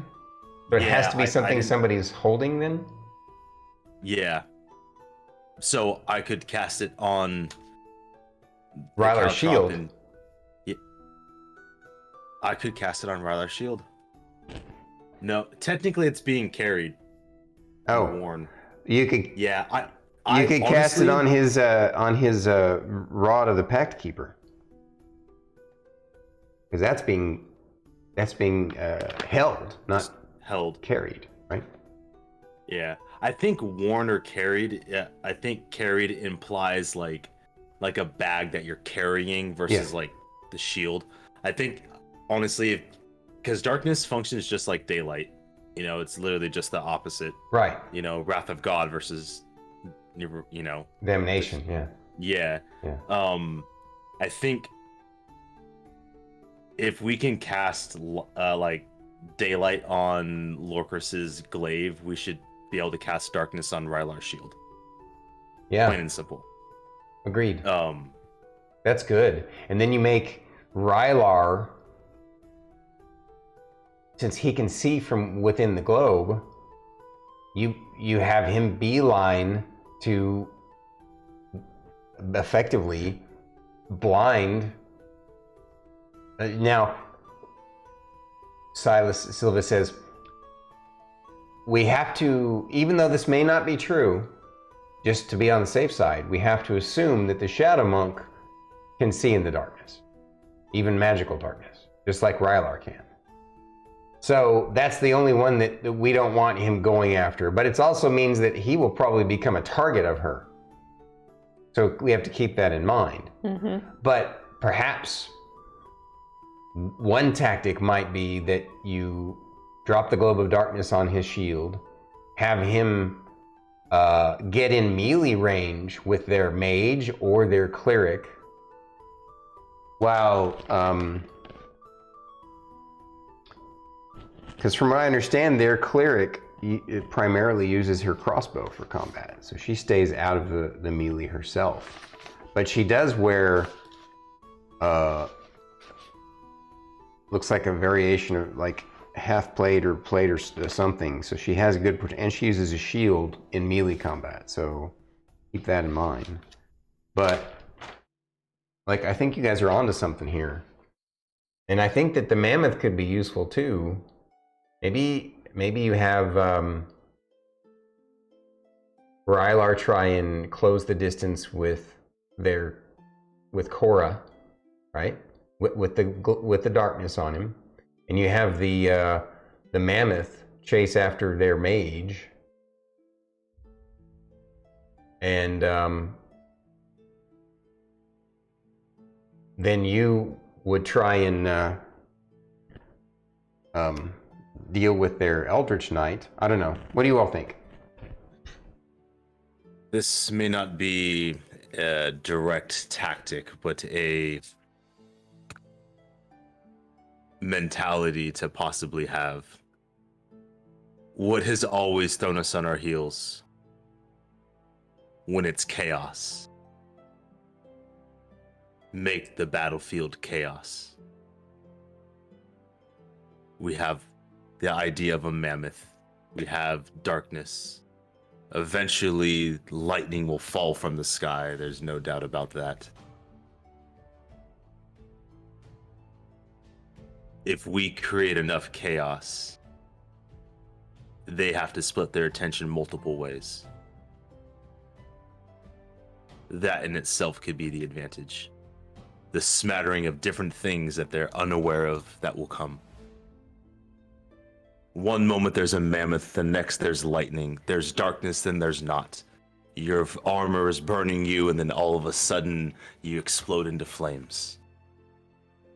And now I can throw my farts at people, and they could be poisoned by it, which is also so confusing. Rylar says you could throw your farts at people? Remember, Rylar showed you. Huh? I forgot it. Yeah, my little puffs of spores. I can chuck it at places, and people will have to like. Okay. So, Rylar's like, so does that mean that, like, so if we have maybe since Lorkris is saying we should focus on their mage first and then the cleric, then maybe both me and the mammoth should go after the mage. Well, but then the mammoth won't be able to see either.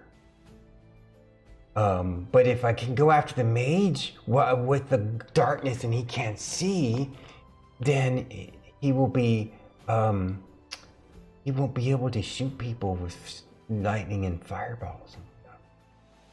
Or be like, no, you can't cast that spell. But the cleric will still be able to do the dispel magic. So somebody, maybe while I'm doing that, maybe maybe the mammoth can help Lorkris tank them. Yeah, that's the whole point of the mammoth, I think. Okay, so if the mammoth helps with Lorkris, and I'm going after the mage, then you can also poke and cast spells and stuff, and you can maybe maybe then the two of you go Lorkris is gonna be fighting the knight with the mammoth, right? Mm-hmm. And then you and I can go, or no, I'm gonna go after the mage. Mm-hmm. And then you two can go after their leader, the cleric. What about the monk? And leave the monk. Well, and Silva says, Rylar's accidentally onto something. Maybe you ignore the monk. I mean, obviously the monk is going to be able to do some damage, and being a shadow monk, they can be sneaky and stuff.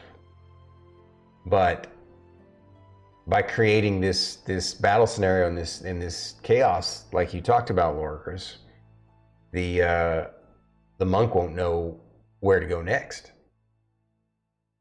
I will say that it does require a bit of concentration to keep up that darkness.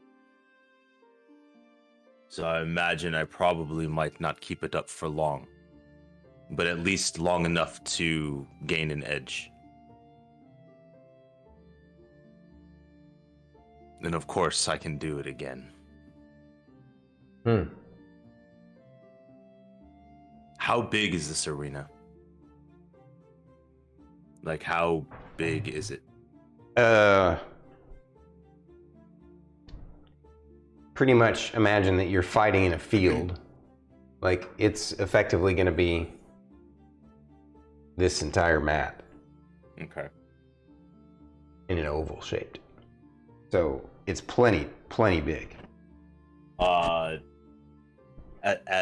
of character, because I have 60 feet that I can cast with darkness. So knowing that I could cast it again just would have way more than 60 feet to play with. Obviously, like, we're not in a small fighting pit. No, it's not a pit. It's an arena. Like I said, this is. So I guess you don't know. This is. I don't know how many squares across it is, or tiles.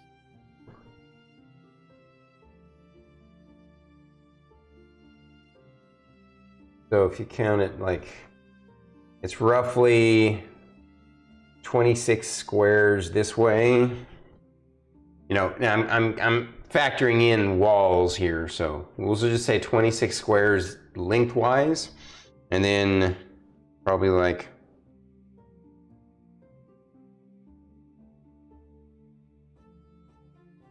21 squares width. So 21 times 5 and 26 times 5. Yeah, so it's about 100 by 100. 100 feet. Well, yeah. Well, 26 times 5 is... 20 times 5 is 100. Is 100. Yeah. But 26 times 5, it's yeah. It's over. It's 120 by 100 or so, yeah. Yep. But plenty, in other words, yeah. Okay. Why? Silvus asks. Well, I mean, there is a limit to how far away I can cast some things. But I can always drop the darkness and bring it back. Just need to be close enough.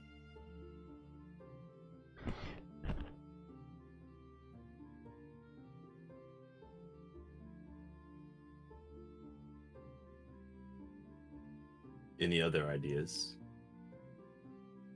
So Vagula actually makes a comment, and he says, There's one other tactic that you all have not considered. Go on. As a mage of the darkness, you have to understand if you are fighting in an arena, you are going to have to close the distance between you and your opponents, because you would most likely not be starting in the middle of the arena. Your concern then is that the mage will light you up from across the field of battle before you can even reach there.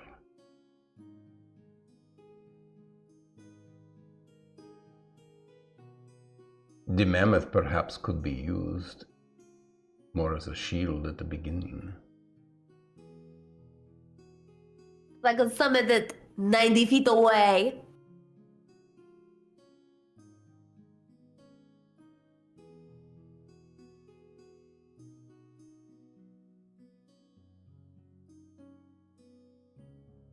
Am I correct in that, Mr. Jocko? and Mr. Jocko says, indeed, that's the case. You're going to be starting on opposite sides of the arena. And Sylvis is like, I'm embarrassed that I didn't think of that. You can also cast Cloud Kill from a distance, so it's like moving towards them, like 120 feet away, because they're gonna be far away from us. I can cast it, so when they're running towards us, they have to run through the cloud of death.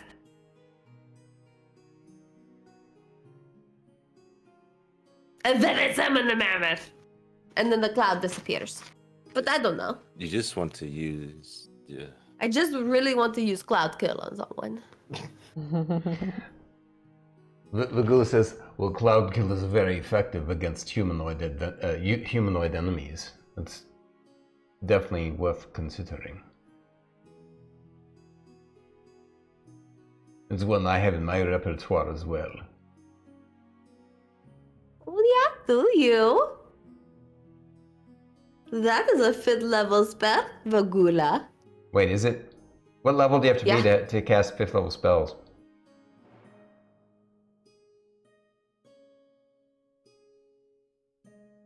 I don't know. I don't. I don't know what. I think. I'm gonna look.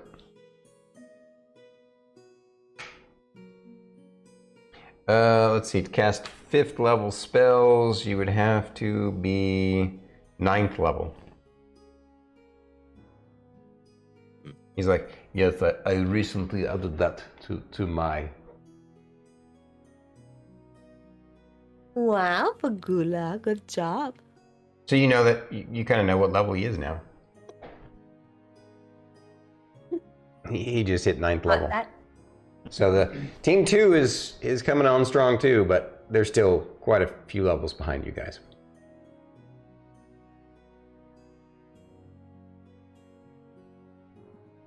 I mean, you guys are level 12, right? Mm-hmm. So if he just hit level 9, and he's actually one of the stronger ones of their party. They're not all the same level. You would guess that they range between 7 and 9. Whereas you guys are all 12, right? Mm-hmm. Yeah. Okay. Well, so No. Mr. Jocko and Silva says, it sounds like we have some good tactics worked out. I believe that it might be worth it to adjourn the meeting because we're going to need to gather some more information, and we're going to need to make sure to do some training, but before now and then. So be thinking about these things. If you come up with ideas, I'm going to create a cork board, and you can pin any ideas to it. It's going to be in the private area. It's going to be in that second floor room that we have upstairs. Nice. What? I can scry. What are you suggesting? I can scry on people. She wants to spy. Is that bad? Is that really bad for us to do? Because I just had the thought of like, what if somebody is like trying to like get information on us and they like scry on us if we have a cork board, and then I was like, I can scry on people too. Just throwing that out there. I will not use it without anybody telling me to use it. Mr. Jocko says that would be basically breaking the etiquette between the guilds. Would just be it'd be a dishonorable thing. Going out and gathering the information by having conversations is kind of part of the fun of the event. If you did it with scrying, the problem is if you scry on somebody, sometimes they can resist it, and then they know you've done it. So that's why it's considered a dishonorable thing. But if you're actually going out and having conversations, it's actually kind of a way for people to get to know each other and to practice their intelligence gathering skills. So it's kind of, you'll find that there's a lot of interesting role-playing going on during this time. It's a lot of people get in on the game and in the action. Sometimes you can gather incorrect information too because of that.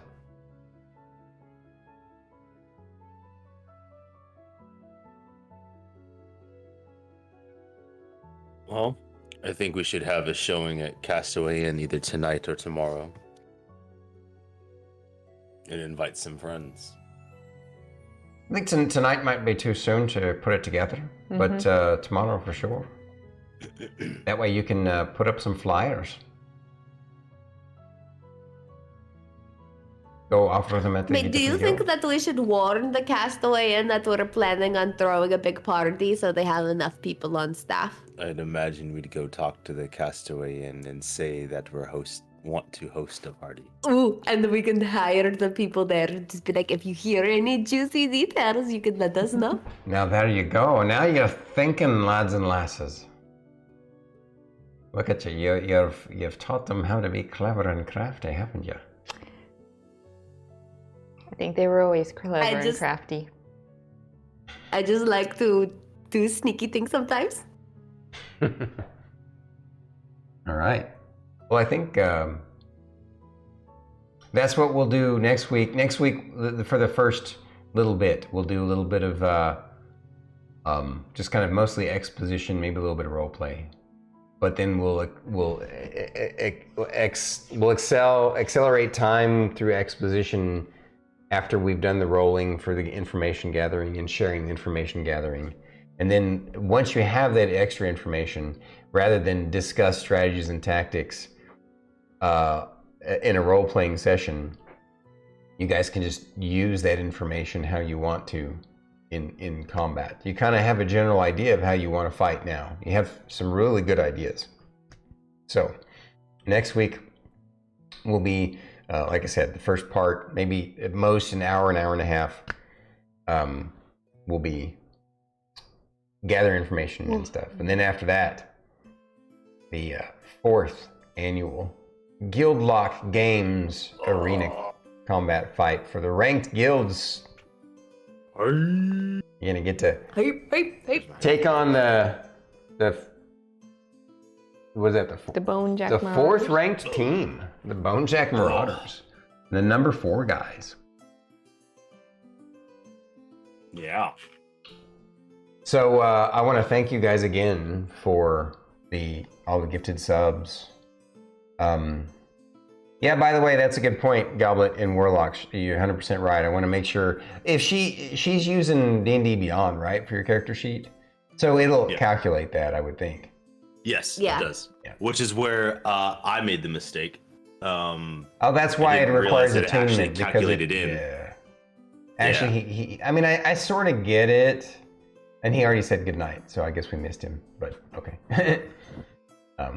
Sorry. Yeah, I guess he didn't realize that we weren't seeing it.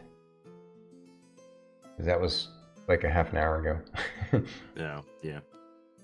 But yeah, we go chat dark, but Yeah. I'm sorry, you were saying, Fate? Oh yeah, no, it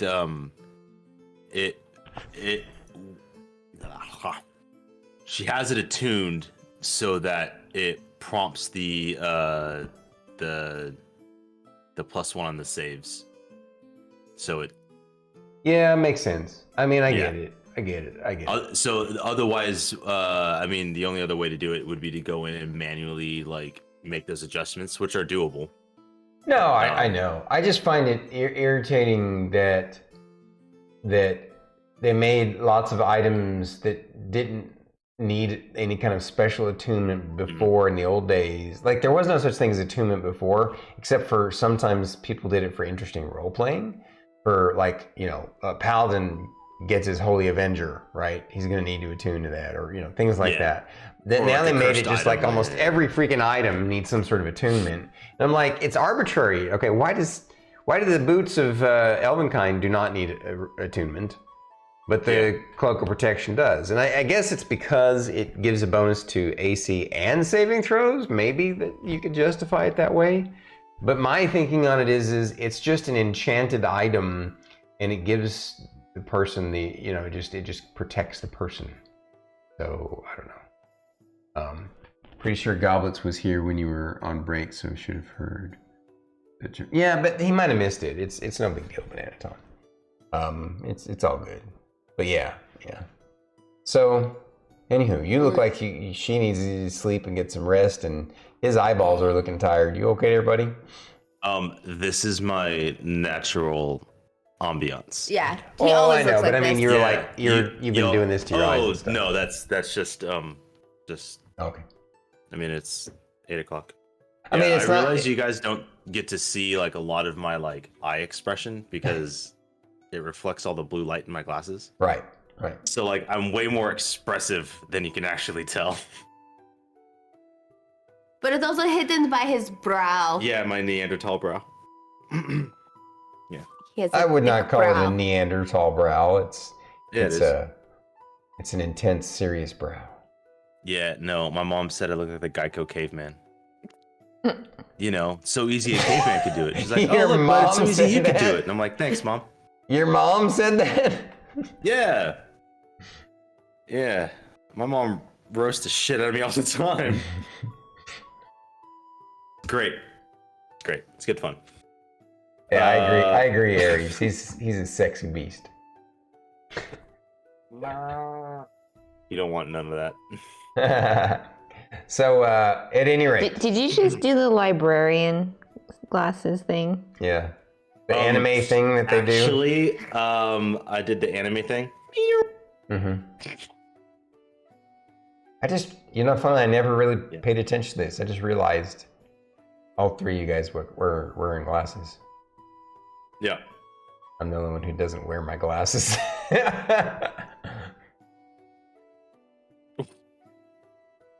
Next, you'll put one in his mouth. What? I think he's talking about the glasses. You'll take the glasses off and put... I think that's what he means. I don't know. Yeah, like that. Yeah. I mean, Aries asked for it, so... That is the... I'm thinking then, about what to and do then next. get the glasses point, like point with the frames. Mm-hmm. And then Indubitably. you'll be doing the dramatic takeoff and just be like, "What?" Now you want, I do that to Druid all I the feel time. all I'm left like, out. I want to look like a clever philosopher with my glasses here.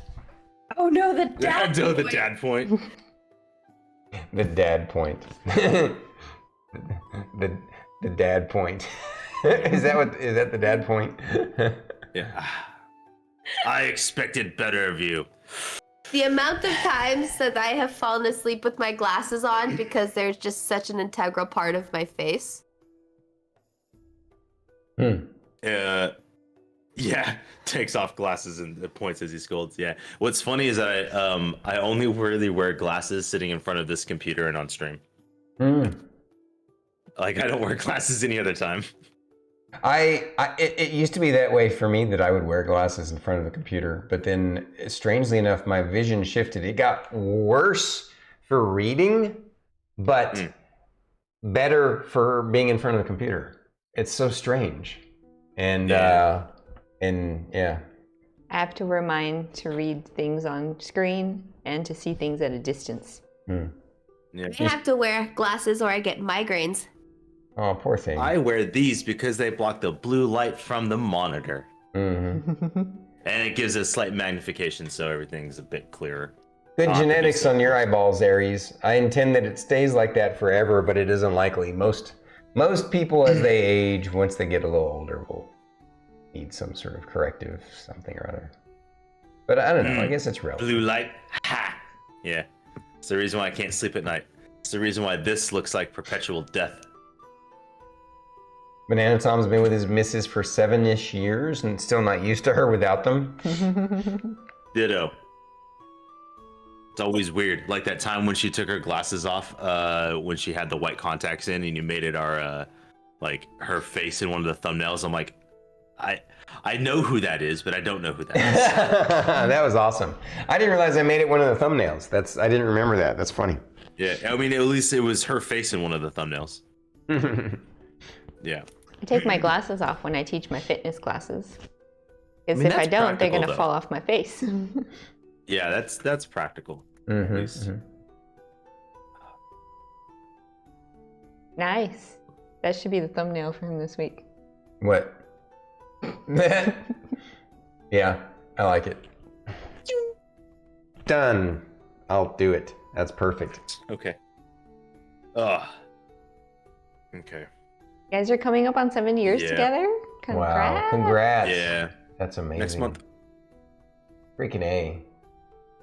Hurrah. You guys are I am so lucky. I earned his phone number with my sandwich making skills.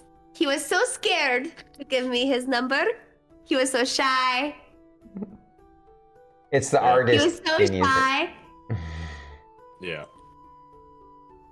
It's amazing how much a wonderful, good woman can bring out the confidence in us, though. Right? Right? And a killer sandwich. Oh, yeah. Yeah. First thing I ever made her do for me was make me a sandwich. At the job where we met, and then the last thing she did before she left that job was make me a sandwich. Right on. So you don't I have literally was like, I am not frying any more chicken. I'm gonna go make a sandwich for my man. Yeah. Wow. Nobody can stop me. That's Yeah, awesome. what are they gonna do? Fire you? Nah. I was like, I'm leaving. I'm leaving in like 10 minutes anyway. Goodbye. So I didn't how's, even eat the sandwich really. you said that it's coming up on 7 for you guys. How soon? Like, you don't have to give us the exact date, obviously, she for said privacy next month. reasons. But We don't even know the exact date, so it doesn't matter. End of February. Around the end of February. wow, interesting. So end of February after Valentine's Day, because we didn't actually start like talking until after Valentine's Day had passed. Yeah. So. Because Well, my start date was Yeah. like the 15th. I hope or I don't Yeah. free you out by sharing. We purposely picked our anniversary date to be the date of our first kiss, and it Aw. yeah, it happened to be May the Force be with you day. Oh, lovely. Star Wars Day. Yep, Star Wars Day. And then followed after Revenge of the 5th. Yeah. Yeah, so it's like somewhere between like the 22nd and the 24th is when we had our first kiss. Nice. You guys Right should on. just pick the It's like within the 23rd. first It's week right of there in meeting. between. Yeah, the Yeah, it's 23rd. somewhere in there. And that's Yeah, awesome. I don't know. It fluctuates every year. We're just like, whatever. 7 years. Wow. What will ours be? 18? 18 in May for Nice. us. I'm not Your trying. relationship is almost old enough to vote. That's hilarious. I've never thought of that. I love the way her brain thinks, dude. That's awesome. Well, her brain thinks the same way I do. When somebody turns 20, I'm like, congratulations, you're epic level now. That's true. Yep. So what is that? I guess. Oh my God. I'm not going to say my age, but what does that make me? Jesus. Banana Tom, I'm with that. He says, I made the missus a shepherd's pie and she was powerless after that. Right on. I'm not gonna lie, my sandwich making skills are like, Oh, wow.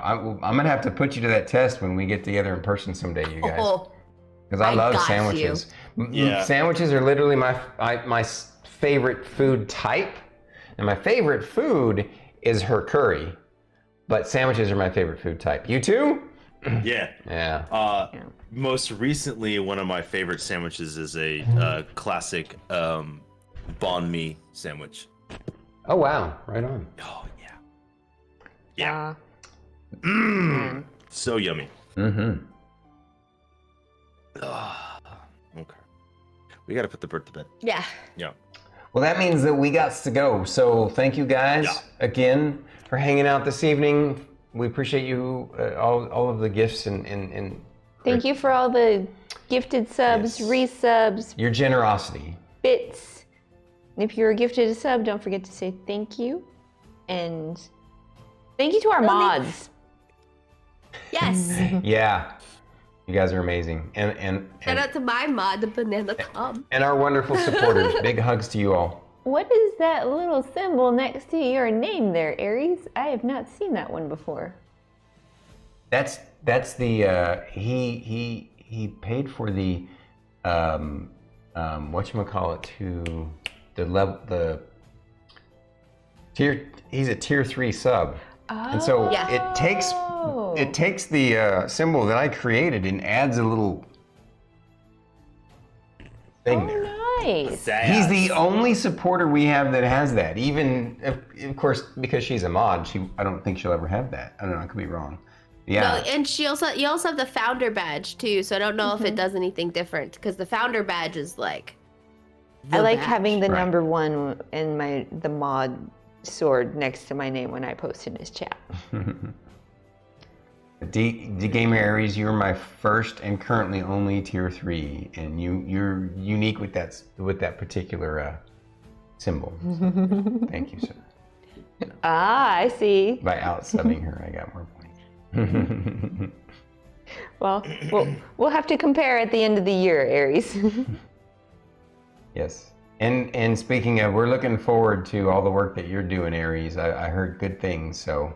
Yes. And I want you to know, dude, we need to. I got to chat with Banana Tom this weekend. I also want to take some time to chat with you as well because I want to offer any kind of assistance that you might need, in your endeavors. So. Yes. We want to do what we can to help support you, Aries. Mm-hmm. At any rate, so we're gonna wrap up tonight. Make sure you check out all of our channels and our streams. Fate's on tomorrow night. Love you guys. Good night. Night. All hail Chonkapillar! Chonkapillar.